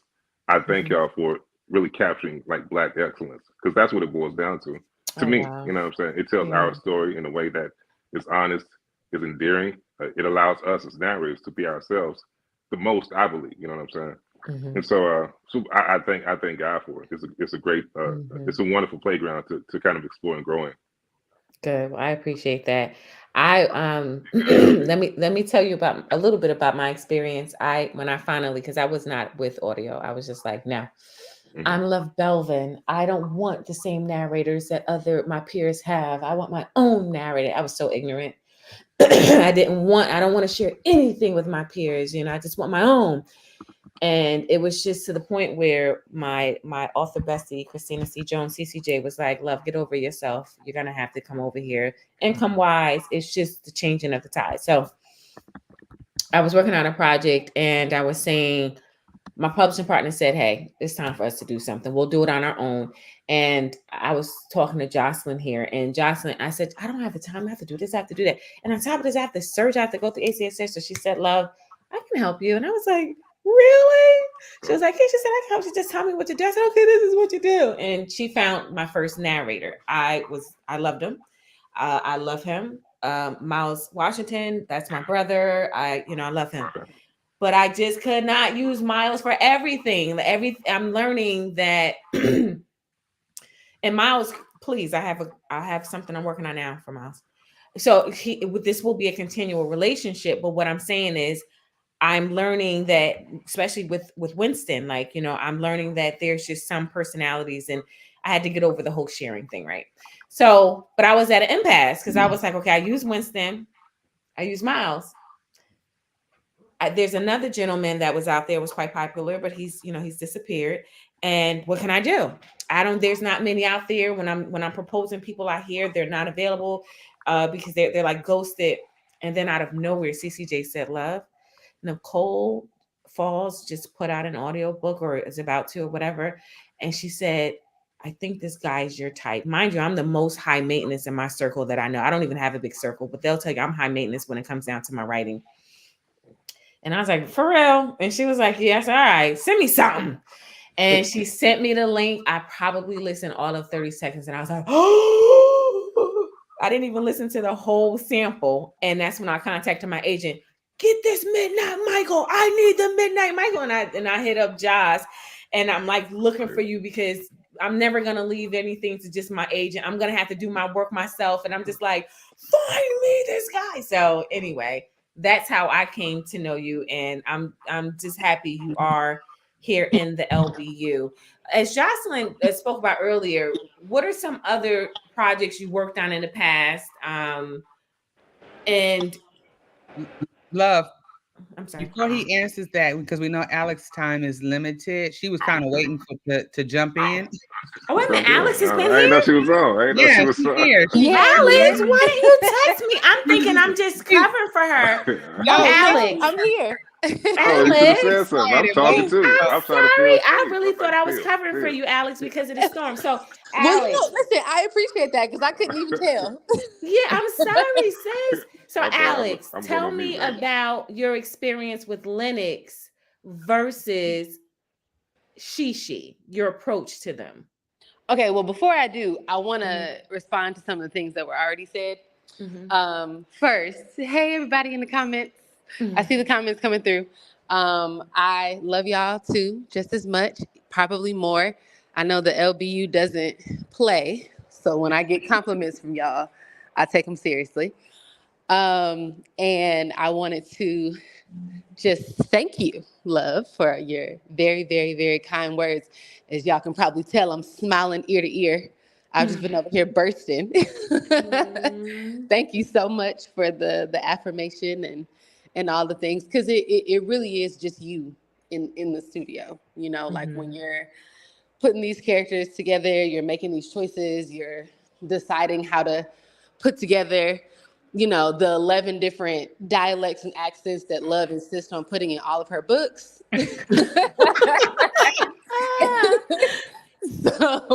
So you don't really know, like, if it's landing until later, like post-production, you know, just promoting it, and then it finally comes out and you still gotta wait a day or two for somebody to finish it and be like, I loved it, or you know, it was all right.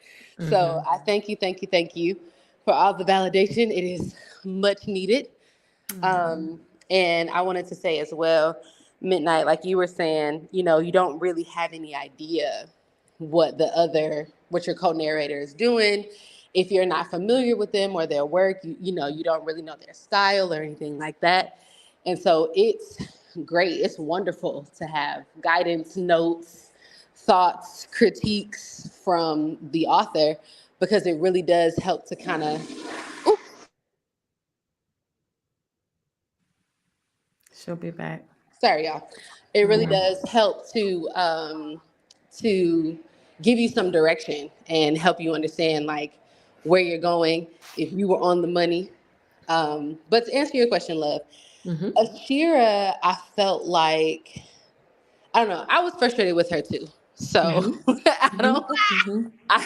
I'm not mad at the, you know, the response that people got. You know, I'm sure that I didn't take it personally, but she was annoying. She was so annoying, and I understood why she was annoying, because that was just, you know, it was her upbringing, it was her makeup, but it was incredibly how do I want to say this? Enlightening, I would say, to really empathize with her. And I think sometimes as the reader, because I'm the reader more than I'm the narrator, or if you're watching film or TV, you get frustrated. You get so upset. Like, why are you doing that? You know, like very much like, don't go that way. Like, that was dumb. Now you tripping and falling, you know, in horror films. That's how it be with romance too. It's like, why are you going that way? Why did you say that? Like, you making this difficult. I've never felt that from you, Alyx. I've never felt that from you. Oh, well, no, that, you know, that's my personal feelings. Right. Right. So I'm not gonna let anybody else know. But I'm saying that to say I understood why so many of the readers were frustrated with her, because it was like, girl, okay, you mad, but you've been mad for a long time. You just don't have to get over this. And so even as a narrator, I was like holding my breath, like waiting for the opportunity and waiting for the scenes where I would be able to, like, okay, we're making up. Like, yes, I'm rooting for this. Because, you know, love is complicated and messy and compromise and all those things. But but Lennox was less frustration and more sadness. I was sad for Lennox, because there was a really deep, sorry about that, y'all. There was a really deep lack of knowing. You know what I mean? Like, she really just didn't know. And I think I can relate to that as somebody who in my formative years was also pretty naive. And there were just lots of things I didn't know. I'm gonna tell Alyx a secret. This is not Alyx flushing the toilet. Alyx is she's at a concert. So she really made time for us tonight. So that's why she's pausing, because she's stashing, she's somewhere stowed in the bathroom. right?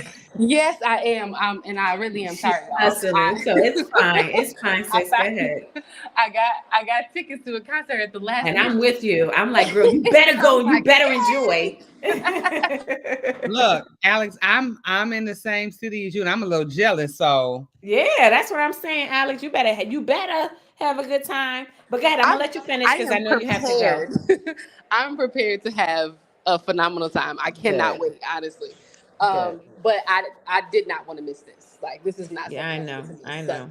I do apologize for the No, interruption. that's But fine. yeah, see, Jay Jefferson and Cher had me stressed for real. Like, she really did it, and I knew how the story ended, and I was still stressed. But yes, so Lennox, I just think she just didn't know, like she didn't know, and even when she knew, she was second guessing herself, she was doubting herself.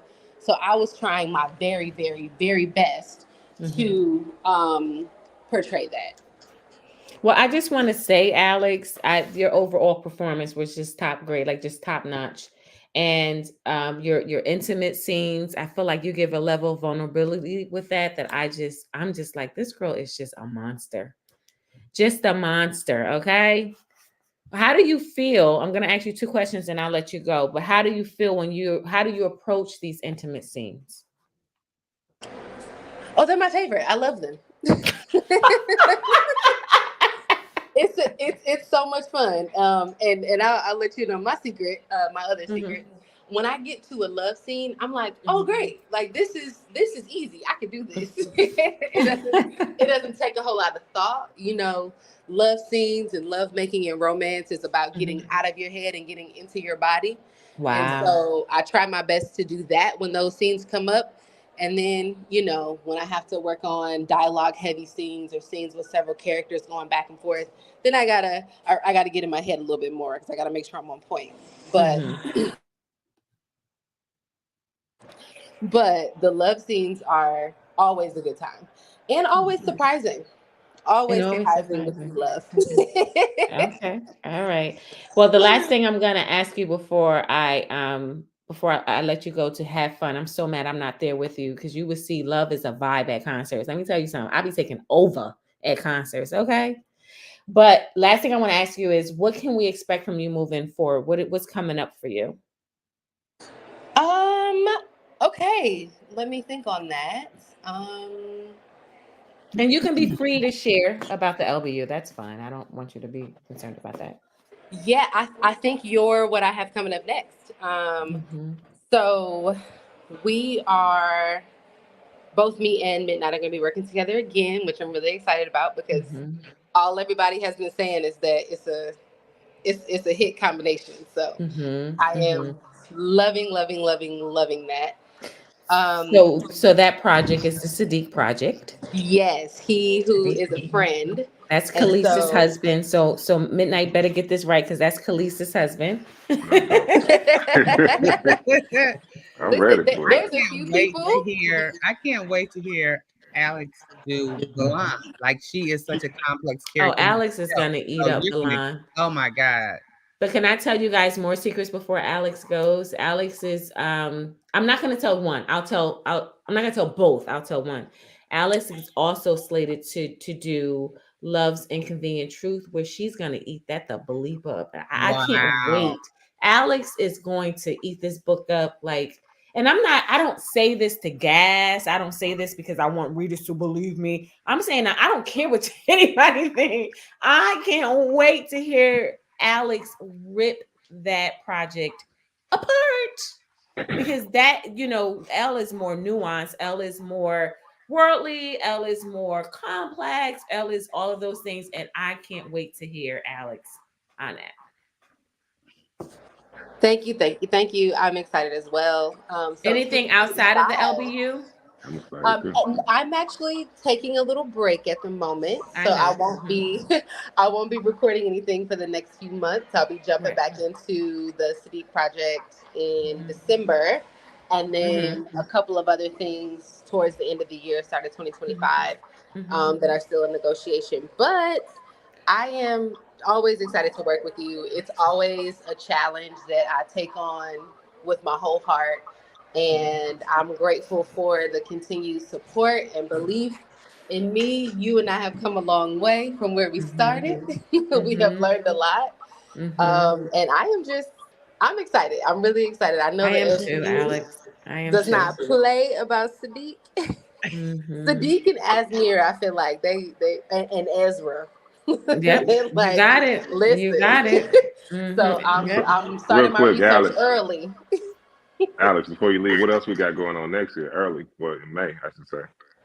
Oh yeah. Oh, how could I forget? So if you all, I believe there are some tickets left. Some of you may have already gotten your tickets, but both me and Midnite and Miles Washington as well are all going to be at the Black Romance Festival in Atlanta, which is a big deal for Alyx because Alyx has been anonymous all these years. So it'll be my first public appearance.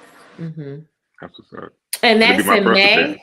And it'll be your first. That's in May. So we Yes. we want to get you guys to Indie Love, which is a huge event in our circle. But Alyx, you have to go. You know, I'm going to beat you down about that. I'll talk to you about that later. But we would like to get you guys at Indie Love so that you can get, you know, you can meet your followers and your supporters there as well. But I'm so grateful to hear that you guys are outside because that means that you'll be outside for Indie Love too.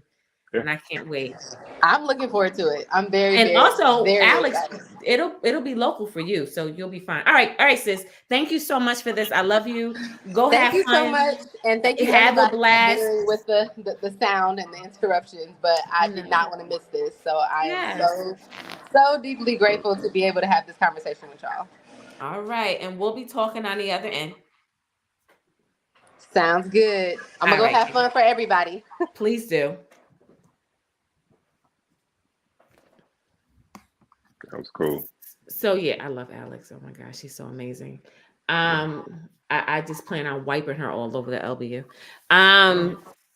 So the event next year, so Miles told me about that, and Jocelyn, I didn't tell you this. I was really happy. So when he posted that, I put it in my story too. Like, I'm happy, you know, my narrators I support. And he said, I can't wait to see you there, love. I said, I don't think I'm going to be there. I wasn't even invited. I don't even know about this. He said, I thought this was the one that we were talking. I said, no, this is what we were talking. The Indie Love link. And he was like, oh man, I can't wait to get there too. So, but I'm happy you guys are out there. How is that like though, Midnite? Because even for me, as an author, I guess it is. I was prepared at some point to do signings and stuff like that. I'm still at the point in my career where I'm struggling with letting go so much of my identity. I'm getting better. Even my publishing partner said, hey, you got to let people in more. You need to show your face, you know? And I'm like, do I really have to do that? But it's still like when you're going out to these events, which I love, because it's when you go, and especially at an event like Indie Love, and I'm not saying that because Indie Love is hosting this.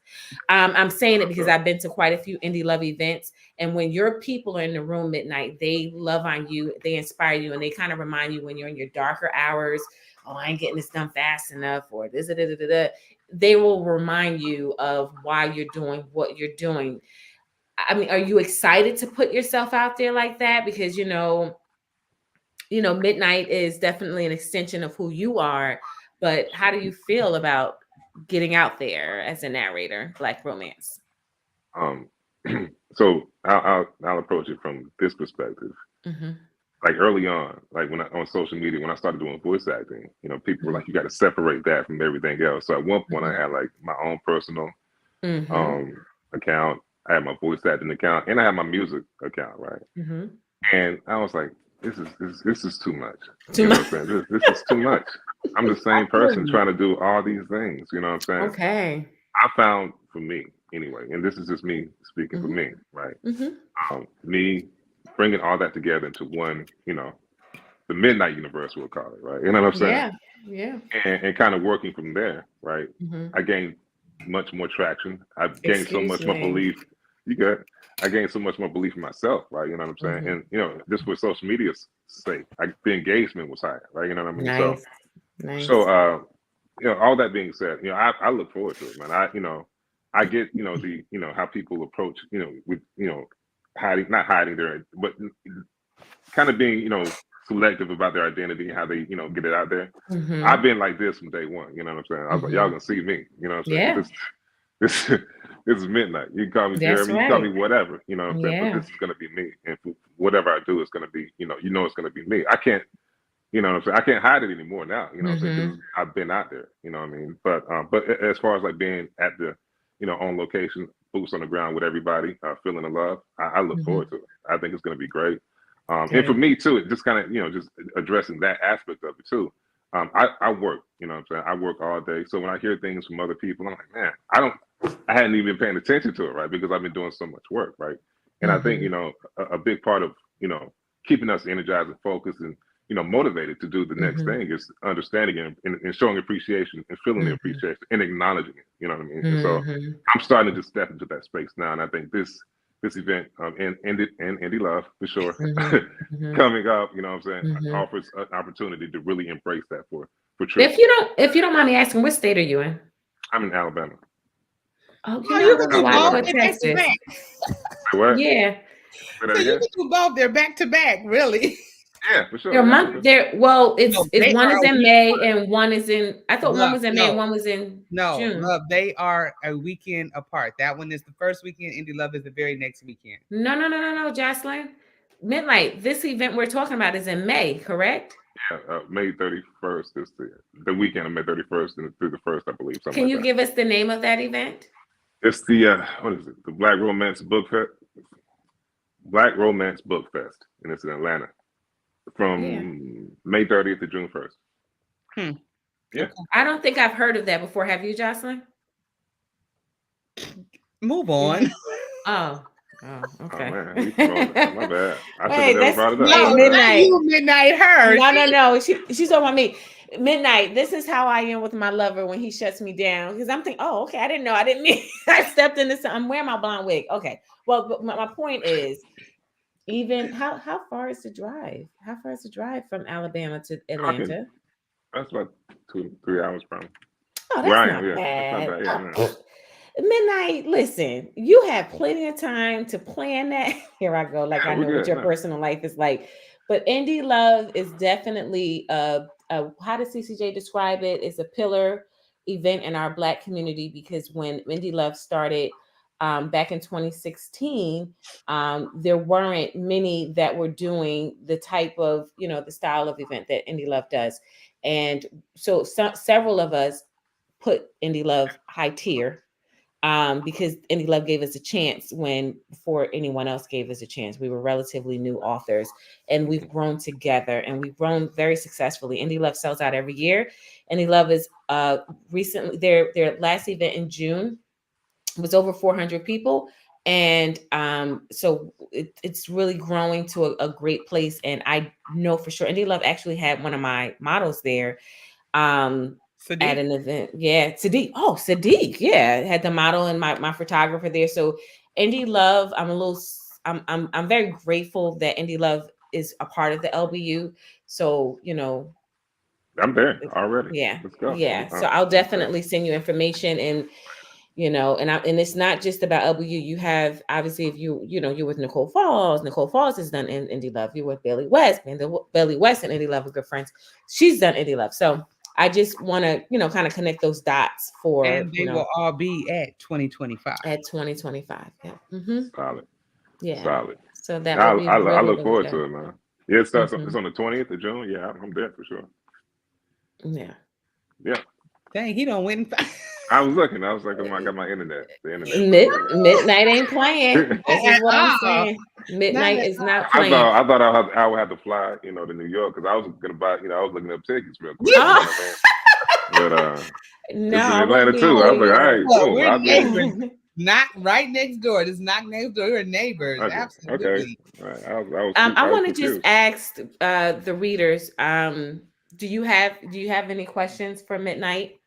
I'm always grateful for the narrators when they agree to come over here to do this, because I know that I'm often, asked to do you know, to do chats and stuff like that. And during the evening is like really rough for my lifestyle. So I try not to belabor their patience, but Midnite is such a good sport, just like Miles, they're just always down. And then Winston is really good to me too. So any question for Midnite, ladies? I have a question. Latoya We'll get Henry through all has, that. oh, we'll get to your question, Midnite. You know, I was thinking about all these great and talented, you know, narrators we got. When is somebody going to put a book where we give us an opportunity where we can all be in the same, you know, ensemble doing a book together? Because I want to work with Miles, Winston, you know, Jacob. You know what I'm saying? I We want to talked do about that. that. I And just will. I'm and going bring to it. talk to you on the back end about that, about Okay, cool. who I can plug you with. But I think, and I'm going to mention it to my author bestie CCJ. She does projects like that where there's several.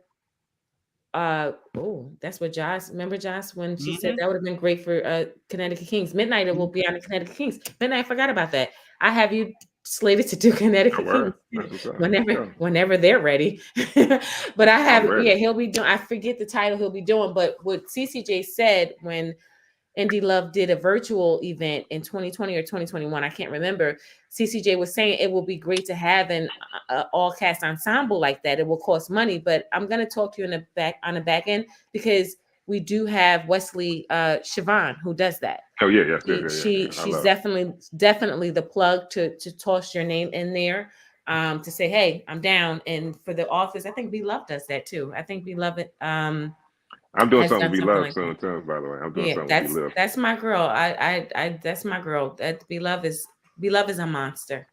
She's a monster, and I totally respect her. You know, so cool about this whole universe is like I said your name to her, and she was like, "Oh man, she is so amazing." You know what I'm saying? Yeah, let me Like tell you something. the love is real, for real. I'm not. We ain't that generous because you can say the wrong name and we'll get quiet. But when For it sure.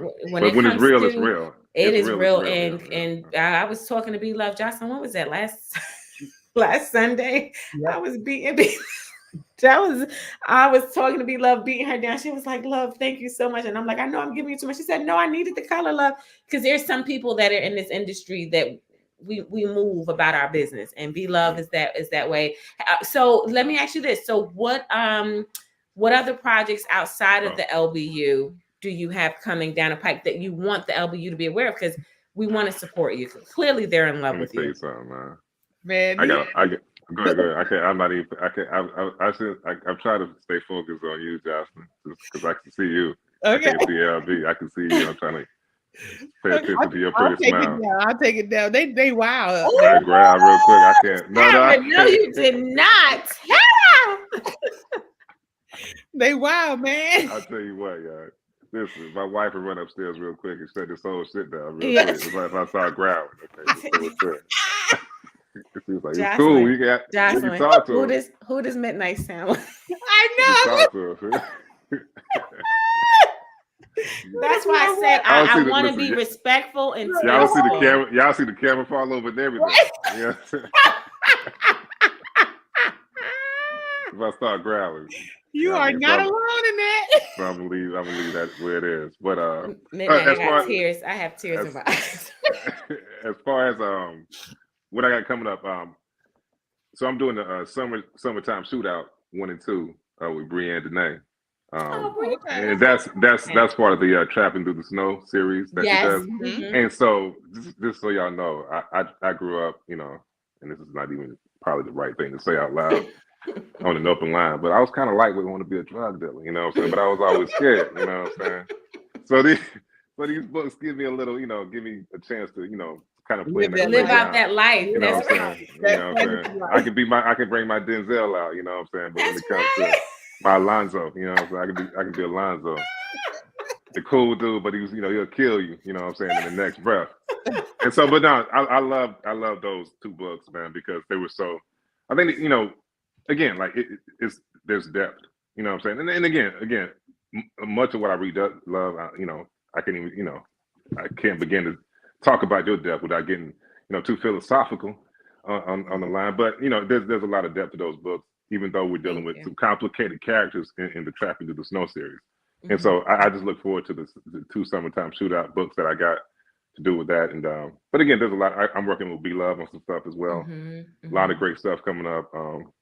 And again, just it's just so much. I can't even think right now, but there's so much going on. Obviously, you know, me and Alyx going at it again with your next book. And so yeah, there's a lot going on. And I thank God for the feedback, because I wouldn't have all these opportunities if people weren't talking. You know what I'm saying? If people weren't saying what they were saying about how they feel about what I'm doing. So thank y'all, everybody who's leaving comments. About to get me killed upstairs. I know. I know the feeling, Midnite. I know the feeling. I love it though. I love it because again, without y'all, I'm not probably overbooked. I'm overbooked right now, but I love it though. I thank God for it. Good. Well, I want to say this before we let you go. Oh, my Haya is here. Did you know Haya was here, Jocelyn? Yeah, I saw her. Hey, Haya. I want to say, again, welcome to the LBU. Obviously, you're slated on 2 more projects, but even beyond that, I look forward to working with you. You've shown nothing but professionalism and interest. I am, you know, in my previous life, you know, I have a master's degree in public health with credentials. That's what I did before I came over to the writing arena, and I could give a crap about a job. Just let me do my job and give me my check. That's it. Very humble girl, grew up very religious and very conservative. But when it comes down to the LBU, I am very egotistical. I wouldn't use the word competitive, but I am very particular. And I am so grateful when I encounter people who can say, hey, LB, I see, you know, I'm new to you, but I see you built something here. Let's work. Right. And that's what you did with me, Midnite. And I do appreciate that energy comes along with a great talent. So I look forward to working with you again. Absolutely. I respect it. It's not a game. You know, I think, you know, some people like when I talk about I'm a voice actor, people kind of give me the chuckle like, oh, really? You know what I'm saying? Right? Like it's not for real. You know what I'm That's saying? what they do to me when I tell them I write romance. They say, oh, cute. I'm like, cute. Exactly. I'm like, you don't understand what's even going on over here, right? You know what I'm saying? Right. You have no idea, right? What the amount of effort, the amount of work on both sides of with the pen and with the voice, right? There's so much work that goes into this to build tracks and to build confidence, right, in what you're doing, right? To build the universe you built, right? To have it takes a lot of work, a lot of time, a lot of investment. So I'm not going to play with that. You know what I'm saying? I appreciate it.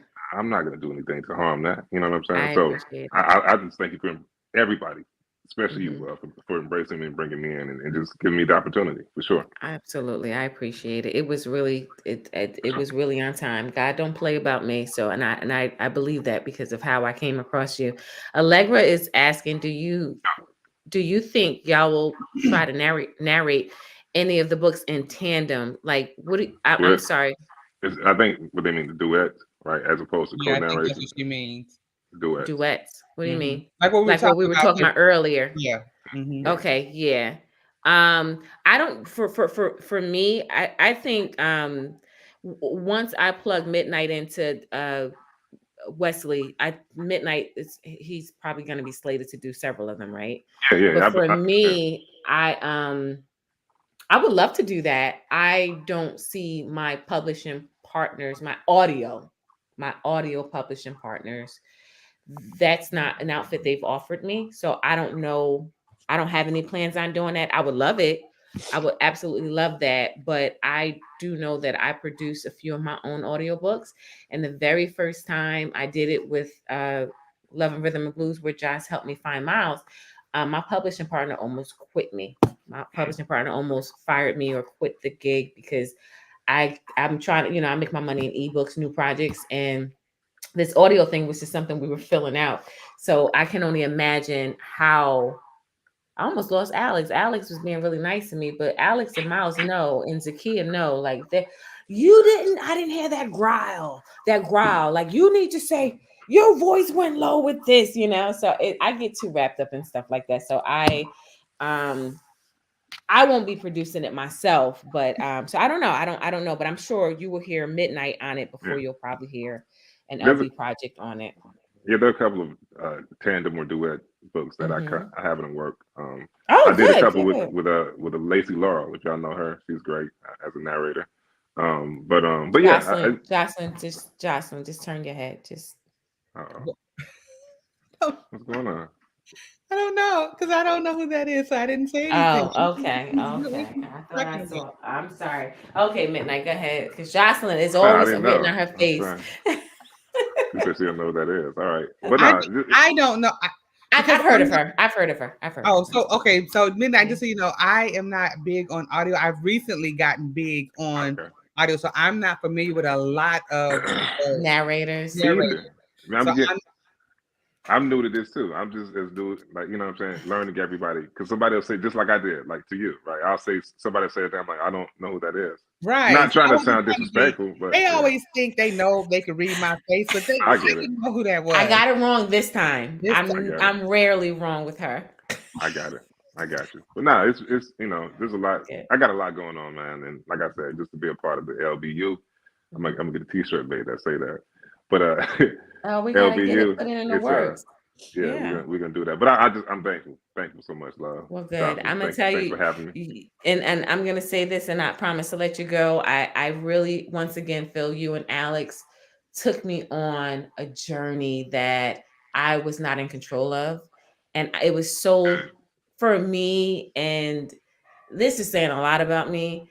I just felt so fulfilled, and I felt like, you know, Love Fidelity is not my most popular project by far because it's a standalone, and I'm known for serials like the Sadiq series. You're gonna see, you'll probably see a different type of response for that. So when I'm only putting out one book, they're like kind of yawning. Only my day ones, the people who are in here, like really are just gonna be on it. But I just felt like with this Midnite, I was not in control. You guys were in control, and also that's where I was going with this. This may be one of my sweetest love stories, whereas, you know, Tobias had no bravado about him. He was just like, I want you, period. Like, he was very touchy-feely. He was very affectionate. Usually, and when Sadiq is just, when you approach Sadiq, don't even put Tobias in your head. He is just totally different, his approach, and he's very sincere in his approach. He doesn't cheat or anything like that, but they're just two different men. And Tobias was really different because Tobias was my first hero that came into this thing saying, I want you to stay with me, marry me, let's do this. You're not going to find that often in the LBU, and I feel like you guys took me on that, and I was just all in my feelings, and I'm usually not. That means we did our job, you know what I mean? You really did. We you know, we signed up to do it again. This time That's bigger right. and That's better right. for the LBU. That's right. I appreciate you. And please, I hope your wife didn't hear anything. And if she did, you just tell her I said I apologize, and so did the LBU. We've apologized on behalf of the times. LBU and these women in the chat, we apologize. I'm about to go. And they've apologized to Midnite. No. It's all. I mean, she gets it, man. She gets it because she told, like, it's so funny, man. From day one, she's been like my biggest fan, and she told me all this stuff was gonna happen, man. She just said, "You just do it." Oh my God, a black woman that speaks life. She told me from day one. She's been like the voice. Like when I wanted to quit, she was like, "Man, she yelled at me so, like she cussed my ass out. Like, get up, get something to eat and go back." Like, you know what I mean? Like that kind of energy has been with her, and she told me, like, she'll pray over me and just say, "Hey, man, you know what I'm saying? Don't even worry about it. I know it's been slow, but you better get some sleep because you better go to work." And sure enough, 2024 has been crazy with work. So, and it paid off. That black woman spoke life into you. That black woman, ain't nothing like so she gets it. She saw it before I saw it. You know what I mean? So that's right. For real. She's a visionary. There's nothing like what you said, that don't mean she ain't gonna come up here and knock off the shit. But that don't mean nothing. She believes in decency and order. She might be creepy. She might be lurking. Well, you tell that queen. You tell that queen we appreciate her. She's aligned you with us, and for her to keep it up. You know, keep up the good work. All right. Well, thank y'all so much. I'm gonna let y'all. All right. Thank you so much for joining us. Yeah, have a good evening, Midnite. I'll do the same. All right. Bye-bye. Yeah, I totally forgot too. I was more focused on Sadiq, but Midnite is actually, I think Midnite is doing Maz. Really? I think Midnite is doing Maz. Midnite may be doing 2. In fact, I'm almost positive. Who is Midnite doing? Right? Don't quote me on that. We won't. Child, Midnite. I'm about to tell. I gotta look this up. I forget. I'm telling you, when I found Midnite, the timing when CCJ hit me up, it was perfect because I was on paper to honestly, I agreed to go with the and I hate to sound unprofessional, but I agreed to go with the narrator I did not believe in because I wasn't given many options. And I probably shouldn't talk about this, but when it comes down to these, I be all in it. I'm like very CCJ probably sometimes I think she'd be wanting to reel me in, but Jocelyn, I ain't gonna say nothing. I'll just leave it alone because I love my my audio publishing partners, but I just, I'm concerned about the LBU. They're not concerned. They don't give a crap about the LBU. But my thing is the LBU. I be giving them the business and not in a disrespectful way. Not I'm high energy. And when I learned about Midnite, I was like, oh, thank you, Lord, because the person who I selected he's not LBU at all. He cannot represent anybody in the LBU. And not that he's not talented. And that's not because he's not talented. I'm not saying that. But for the LBU, there's a certain swag. That doesn't make us better. I'm not saying that. I promise. I just know my work. And there's a certain swag you have to be able to roll over into. Exactly. That's what I was saying. And I wasn't saying it in a negative, mean-spirited way. But there's just like you're invested. Some some authors, their agents particular, they're just saying like, okay, whatever you want to do. Whatever, their agent sends it over, they just sign it and just send it over. They don't care. That is not me. Lashira would tell you I stay on her line. And what about this? And what about that? Right. And I don't play it. And but I want to say this publicly, my audio publishing companies, they've been very gracious and everyone has tried to work with me, but I apply pressure. I'm not gonna lie. I have no apologies for it. And they're I think the last one probably wasn't ready for me, but they're working with me. So we are just grateful to have Midnite. And I've always said God would always provide your needs. Jocelyn, you and I always talk about this. There is no lack. Like, we may not get everything we want, but we'll get everything we need. So when I learned of Midnite, I didn't even listen to the whole sample. I said, boom, this is how God shows up for me. So we have the Connecticut Kings coming up. I know we're in the last half hour. We have so then the next, I don't know what's coming next. Is it the next 2 books in it? But I know they're coming. No. What's coming up next for audio in the LBU is the continuation of the CK series. End Zone Love, and is it Determined in Possession? Is that book 4 or 3? It's you and CCJ's the next 2, the first 2. Those so CK2 season 2 is coming in December. Excuse me. I don't have a date. I'm probably gonna have to fight for that, but I don't have a date, but I will get on that. I do know that for sure Midnite and this, I probably shouldn't be saying it, but Midnite and Alyx, they start recording in December, but I don't know. I don't have any dates beyond that. But what I will tell you is the only project in the LBU that has not been discussed or signed for, that is not on track for coming out in audio, is Waiting to Breathe. And I want to hold on to Waiting to Breathe a little bit. I was talking to my publishing partner about that, but we signed for Love Unaccounted. We signed for Lit. As you know, we signed for Sadiq. The project I'm working on now, the Complicated series has been, it's coming out in audio. I would, if this audio book, the book that I'm about to publish soon, my next project, it may come out by the end of the year. I wouldn't be surprised if it does. So we are working. I don't know for sure, but I wouldn't be surprised. It's the same company that supplied us with Lit. And they don't play when it comes down to production. They're quick to production. So I wouldn't be surprised if we have this book that I'm about to put out. I wouldn't be surprised if it comes out this year. So we are moving, guys. I was very slow. I'm very transparent with you guys. I was very slow moving, but I feel like there's some narrators that are being introduced that gives me something to work with. And I had to get over my ego. I really did. I had to get over my ego on sharing or not being the first. But a lot of you guys' favorite male narrators are not available to us anymore. Jocelyn, watch your face. Watch your face. Watch your throat action. I will say that a couple of your favorites. So when you guys are talking about Ezra, I get it. I know who. They in the comments beefing about Jackson and Asma and who belongs to who. They. I refuse to share Jackson. I'm done. Yeah.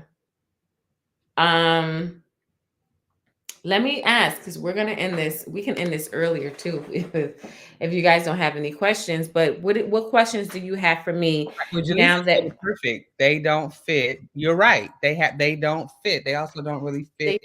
Some of them out there. That was my point. I wasn't dissing anybody, but that was my point. Where Love is so involved with her narrators that will fit the voices, whereas some authors, it doesn't matter. They just sign a contract and whoever they pick, they pick. Or who's ever picked for them. Right. That's more like either or. They're both. Them. It happens in both. Right. Yeah. And I also cheat. And I'm saying this publicly and I'll probably get in trouble, but I don't care. I also cheat. Just like I did with Midnite. I let them go ahead of me. I worked them up from both angles because Low Love, Low Fidelity, my publishing partner and my publishing partner actually brokered that deal. But with Sadiq, my agent brokered that deal. So I had them both on the same company saying Midnite. I was not playing. But go ahead, Josh. I cut you off. I'm sorry. No, you're fine. I was just saying basically what I had said before that for me as an Audible reader now, listener, if it don't fit the voice or it don't even come close to it, I can't do it. I still will buy and support my faves, and it's just sitting in my Audible, Yeah, and I've made mistakes. I won't say because it wouldn't be professional. I made mistakes. Did not go the way. I'm trying to work on them or whatever. But I really truly do. Once I select the narrators, that's what I was going to try to say earlier, Jocelyn. I go and I contact them. I have a sidebar conversation. Hey, let's talk. Mm-hmm. And I man them with as much information as I can because I've had one project that was just given and delivered to the narrators with no communication from me because I was stubborn. I was like, I don't like this stuff. Okay, whatever. And it did not work best in my favor because while it was well enjoyed, it did not capture the characterizations of my clients. It did not. But the people loved it. Okay, fine. Is that what I need to do? Market. Okay, that's what I'm gonna go in and do because. With the tickets? She's saying no. Oh no. Oh. They popping. But no, she's saying like when you listen, if I don't listen to all of it, she says I turn it off and mark it as finished. Like you can go in and say I'm done. Oh, I don't know about that part. Okay. Stop, listening. You can say I finished. Oh, okay. I don't know. I hope you guys finish all of mine. I just pray that. But anyway, about you. Oh. When I said I can't listen, once I start listening to it, and if it doesn't fit, I turn it off. So she's saying mark it as finished. She's telling me to say I'm done with it. With what? The audiobook. If I start listening and I don't like the voice, I just close out. She's saying mark it as I completed listening to it. Mm-hmm. I guess Jocelyn, did you see who entered the chat? No, who? Yeah, earlier. My sister Erica. The one thing Raina gonna do. AE. Josh hit me up last week and I was having a bad morning. I was in a bad place. I was just really, really having a bad morning. And Jocelyn hit me up and she starts cracking up because she was listening to Love Redeem. And she said she came to a scene where Raina went to that closet and grabbed that LV luggage. And she said, the first person I thought of was Erica. When Jocelyn just laughed so much and it just brightened my heart. I laughed so hard, and I didn't even know you were here tonight, E. That's so great because I listened to an author's audiobook where the narrator got the main character's name wrong. Yeah, so yeah. The whole book. Oh wow. Yeah. And there's some mispronunciations in my works. I inundate them with so much information, and it's like a gift and a curse. You deal with talented narrators, but they're inundated. So that's why I appreciate the ones that take me seriously, because there's some that really don't, but there's so many more that do. And when they do, it's a better experience for the LBU, because there's some mispronunciation. And even in Love Love Fidelity, Aaliyah's name is pronounced Aaliyah, like the singer Aaliyah. I had a supervisor. That's probably where the name came up, but I did a fancy spelling. Midnite pronounced it as Elia. And I was listening. So I knew, Jocelyn, I even tell you this, I knew how the story went. And I contacted Alyx and I said, you pronounced her name Aaliyah, didn't you? She said, yeah. She said, but Midnite had to say her name so many more times that it was easier for me to change it to that. But what they changed it to was not what the real pronunciation was. Yeah. So it's just a lot that goes into it. And I have to give the narrators grace, because I really inundate them with a whole bunch of information. So anyway, any more questions for me in the LBU? My question. Oh, Jocelyn, where was your question? Yeah. So when the house in that they spent the first weekend, did he already own that house? No. Okay. Wait a minute. I don't think so.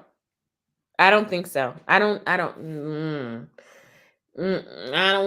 think so. Later, as I listen more, I couldn't remember when I read. Whenever he brought up Jaquana, okay, he did not. No, ma'am, he did not. Okay. He brought up Jaquana to her when she finally visited his house. That was before the encounter with Crystal and Aaliyah. So no, he did not own it. When he realized it had sentimental value for them, that is what she was working on. So no, ma'am. Of course, Khalees knows the town. Oh, which So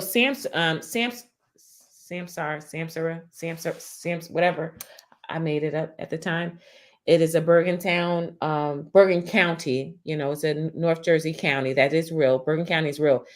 Samsara is not real. It has meaning that Corey explained to. I knew he rented it initially. I knew that. I was trying to remember when he did. You're saying you're trying to remember when he got involved. Yeah, it was it was after homecoming weekend. It made me think about it today when I was listening in between meetings. It made me think when he was saying he was in his kitchen by himself eating and he needed.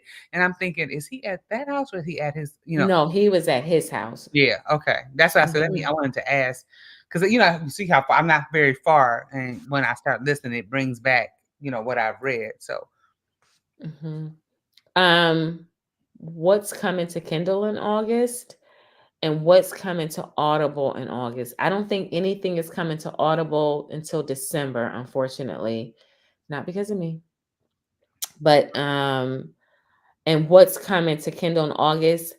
I'm not sure. Make sure, Miss Jefferson, you're following me on the website. I'll say that first.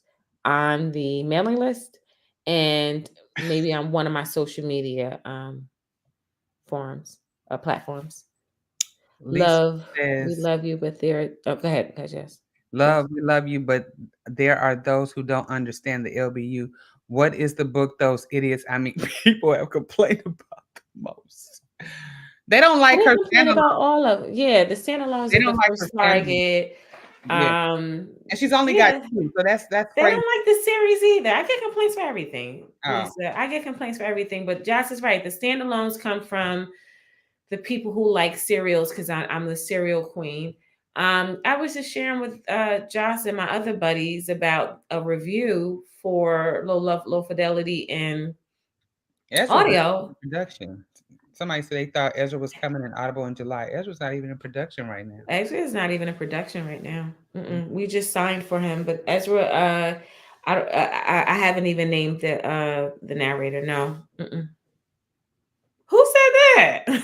What? About July? No. I'm saying like who told this person that about July? Oh yeah, yeah. I was saying something, Jocelyn. I'm sorry. What did Lisa say? Oh, the idiots that we were. Oh no, I was sharing about that review on Audible. The review I got on Audible was 4 stars. And the person loved Love Love Fidelity, but they were saying there was enough character development for it to be 2 books. You know why I did Low Love, Low Fidelity? Because I needed a one book project because people were complaining about the serials.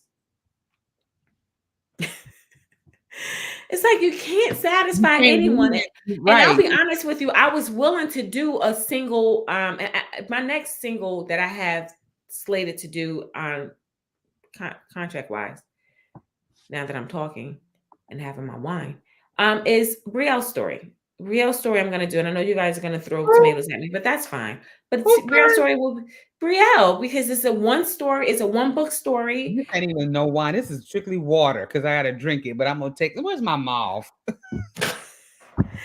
Yeah, like my point is though, Jocelyn, what I try to do is I'm the serial queen. I'm long-winded. It's the Belvin trait. But I also want to serve the audience that just want to get in and get out of his story. I feel like Low Love, Low Fidelity was that. This audiobook confirmed it for me. It was so, Jocelyn, I started the book on Wednesday and I was done by Friday. Jocelyn, you know how crazy my week has been, and I've been able to, I'm performing my final read. I'm trying to make time for both.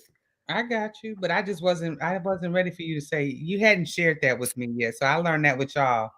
Yeah, usually I be this much ahead of y'all with that's been sold in audio already. Brielle's story. It ain't gonna be long. I don't have an affinity for Brielle. I don't have a huge affinity for Brielle. I do have one for her story. She's not gonna tell us. Is Jay gonna get some licks in with Brielle? I don't know. I have to start the journey. Bop, Josh. I can't wait for you to get to that part. Josh, forward. I'm gonna wait though. Josh, oh my God. Bop. Girl, Jay was really up there performing. Yeah. I don't know. I have to start the journey to know. But I honestly, oh, Alyx is texting me. I love her.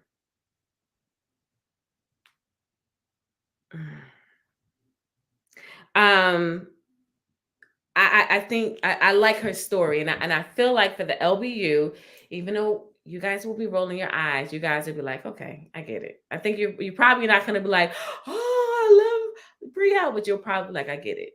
And I feel like that's what I got from her story. That's what I'm getting so far, but I won't know until I get her story. We'll see. I mean, I'm gonna read it regardless, but we'll see.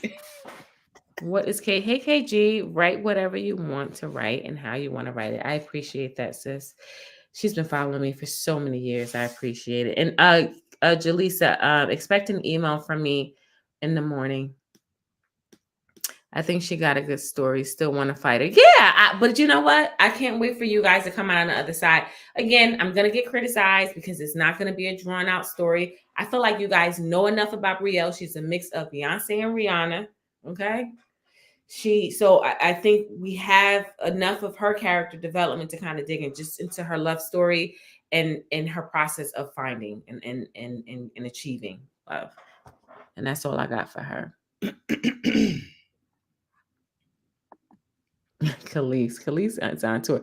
Oh, you don't got put up a Khalees comment and I cut it for another Khalees. Go ahead, Joss. She just said our first redemption story. We will see how she comes out. Yeah, and honestly, I will respect the LBU's opinion on, y'all know I don't care about, but after I put it out, if I love it, I don't care. But Brielle is the one project you guys say, nah, it's probably gonna mess with me because I feel like you guys have the authority on Brielle at this point, I ain't gonna love her. I don't care what she do. See, here we go. Prime example. Look at this red cup holder. Look, woo, woo, woo. No, I will see. I mean, you never know. You never know how the outcome is going to be, like she said. So we appreciate y'all. We really do. Okay. So if y'all don't have any more questions, I'm sorry, I'm getting. She's been praying for that. Not really, but we'll see. You know what? What type of student were you in high school? What you mean? What kind of grades or? No, socially in school, what crowd did you ride with, Jocelyn Marks? I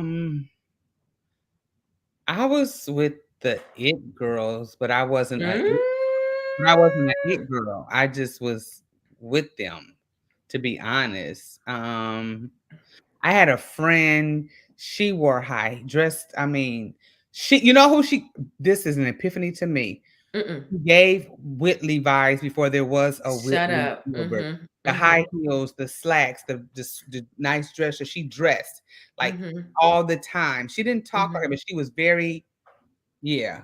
She was one of my best friends and this other young lady. How did your peers receive you guys? Oh, I went to Fairfax High School in California. That is one of the upper bougie type. That's probably why I'm bougie. But how did you, yeah? So how did you guys measure against the other girls? Like, did you get into conflicts a lot? Did you not? No, because I wouldn't. Okay, so Fairfax is like part of the heart of Hollywood, sort of. So Hollywood High, Fairfax High, University High. Exclusive. Yeah. It was a Jewish community. So the cliques, and I graduated, I'm telling my age, I graduated in 86. The cliques weren't mean girl type stuff. You know what I mean? I mean, of course, there's always bullies or whatever, but it wasn't hateful type stuff. You either like somebody, you just kind of grouped up. And I went to a different kind of, like I said, a different kind of a school. You know what I mean? So how aggressive was it? Was there like how did your peers receive your group? they ain't had no choice because I'm they didn't have no choice. Jocelyn Marks. But I wasn't one of seriously, and I don't have insecurities, but I've always been the chocolate one out of the group, the heavy set one out of the group. But my mother kept me in nice clothes, and so it was on, that end of it. You know what I mean? That makes sense. But it was never see, High lives in LA, so she knows Fairfax. Fairfax, you Hollywood? No, she did not. Oh, yeah, we're learning about indie love. If you live in LA or, and you heard Fairfax High School, it was like, you live on, I didn't live in South Central. People always want to have South Central. I lived on the West Side. I went I didn't live in, I had a friend that moved to the projects, and my mama, we was like, we going over to Lisa's, and my mother was like, no, you're not. That was Jack's mother with me. Y'all don't know nothing about going. Jack's mother said, you ain't going down to them projects. Look, it was Jordan Down. So if anybody, High will tell you, from Fairfax to Jordan Downs, my mother was like, absolutely not. Two different worlds, like really two literally different worlds. So okay, so we just learned more about indie love. So the more I believe with taking on my stories, which is why I'm really big on character development, the more you understand someone in their formative years and what built them, the better you're able to accept them. So when indie love gives you a face, you remember she went to Fairfax. That face is from being a straight up Scorpio. What? That too. We didn't get to that. Next episode, we'll get to that part. But thank you, Love, so much for hosting this event. And when I mean hosting, this is on Indie Love's dime. I do appreciate all you do and how you're always willing to support me and willing to roll up your sleeves and fight for me. And you've done that in the past. I really do appreciate this. I told you I don't play. It's three that I don't play about a lot of them, but it's three of them I don't play about. Do not mess with Love Belvin. Do not mess with CeCe Jones, and you better not mess with Bailey West because I'm coming. And let me add Casey Mills to that too, because Casey and Sheree. Don't play. Sheree Lewis. Right. I don't play about Sheree either. Than my girls. I don't Chelsea Marie. Yeah, I got a picture of my Chelsea. My Chelsea was I love Chelsea held me down this year, making me do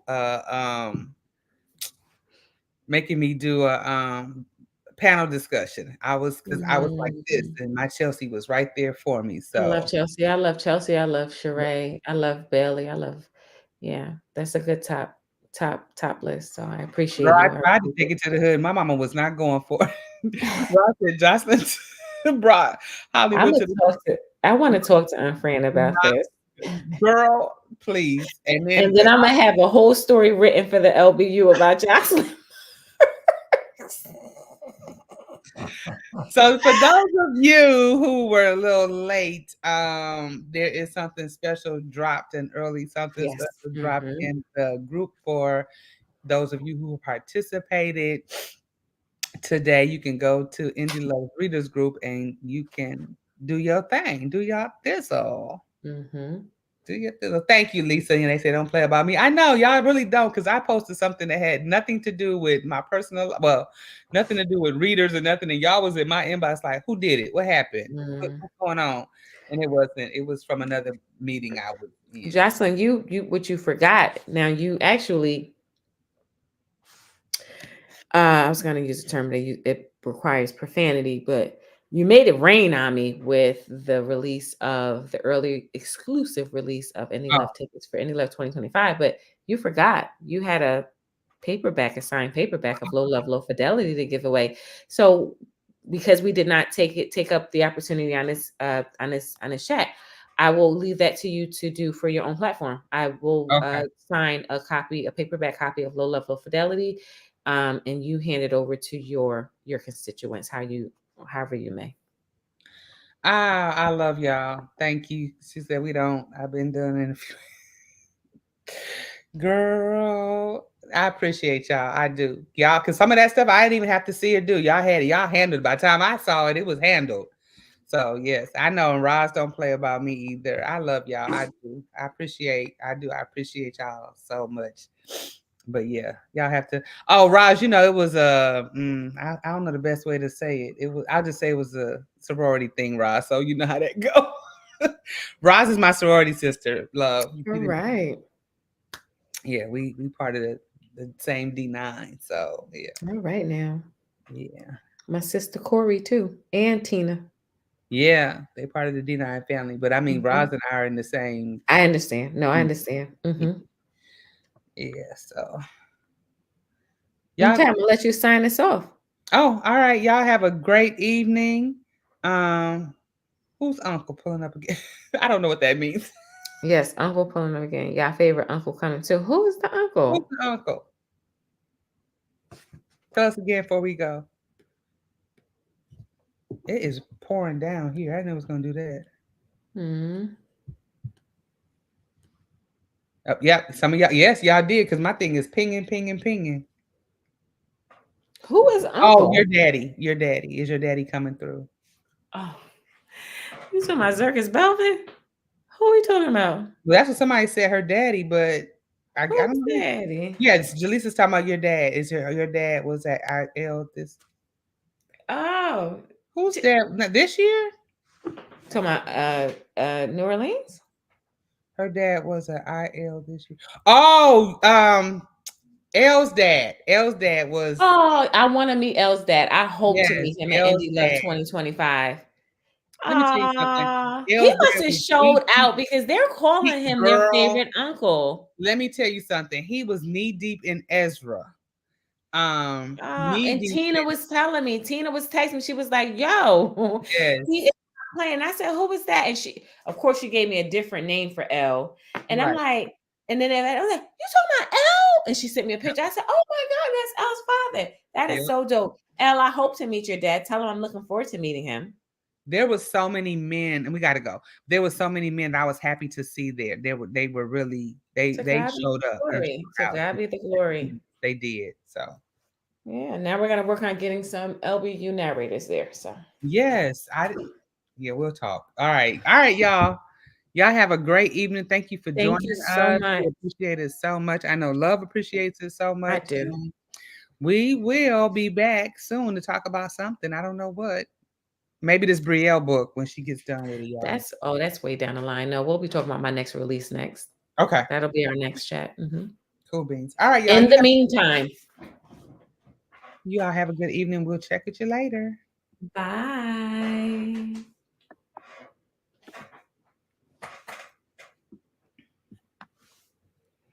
And I'm waiting for it to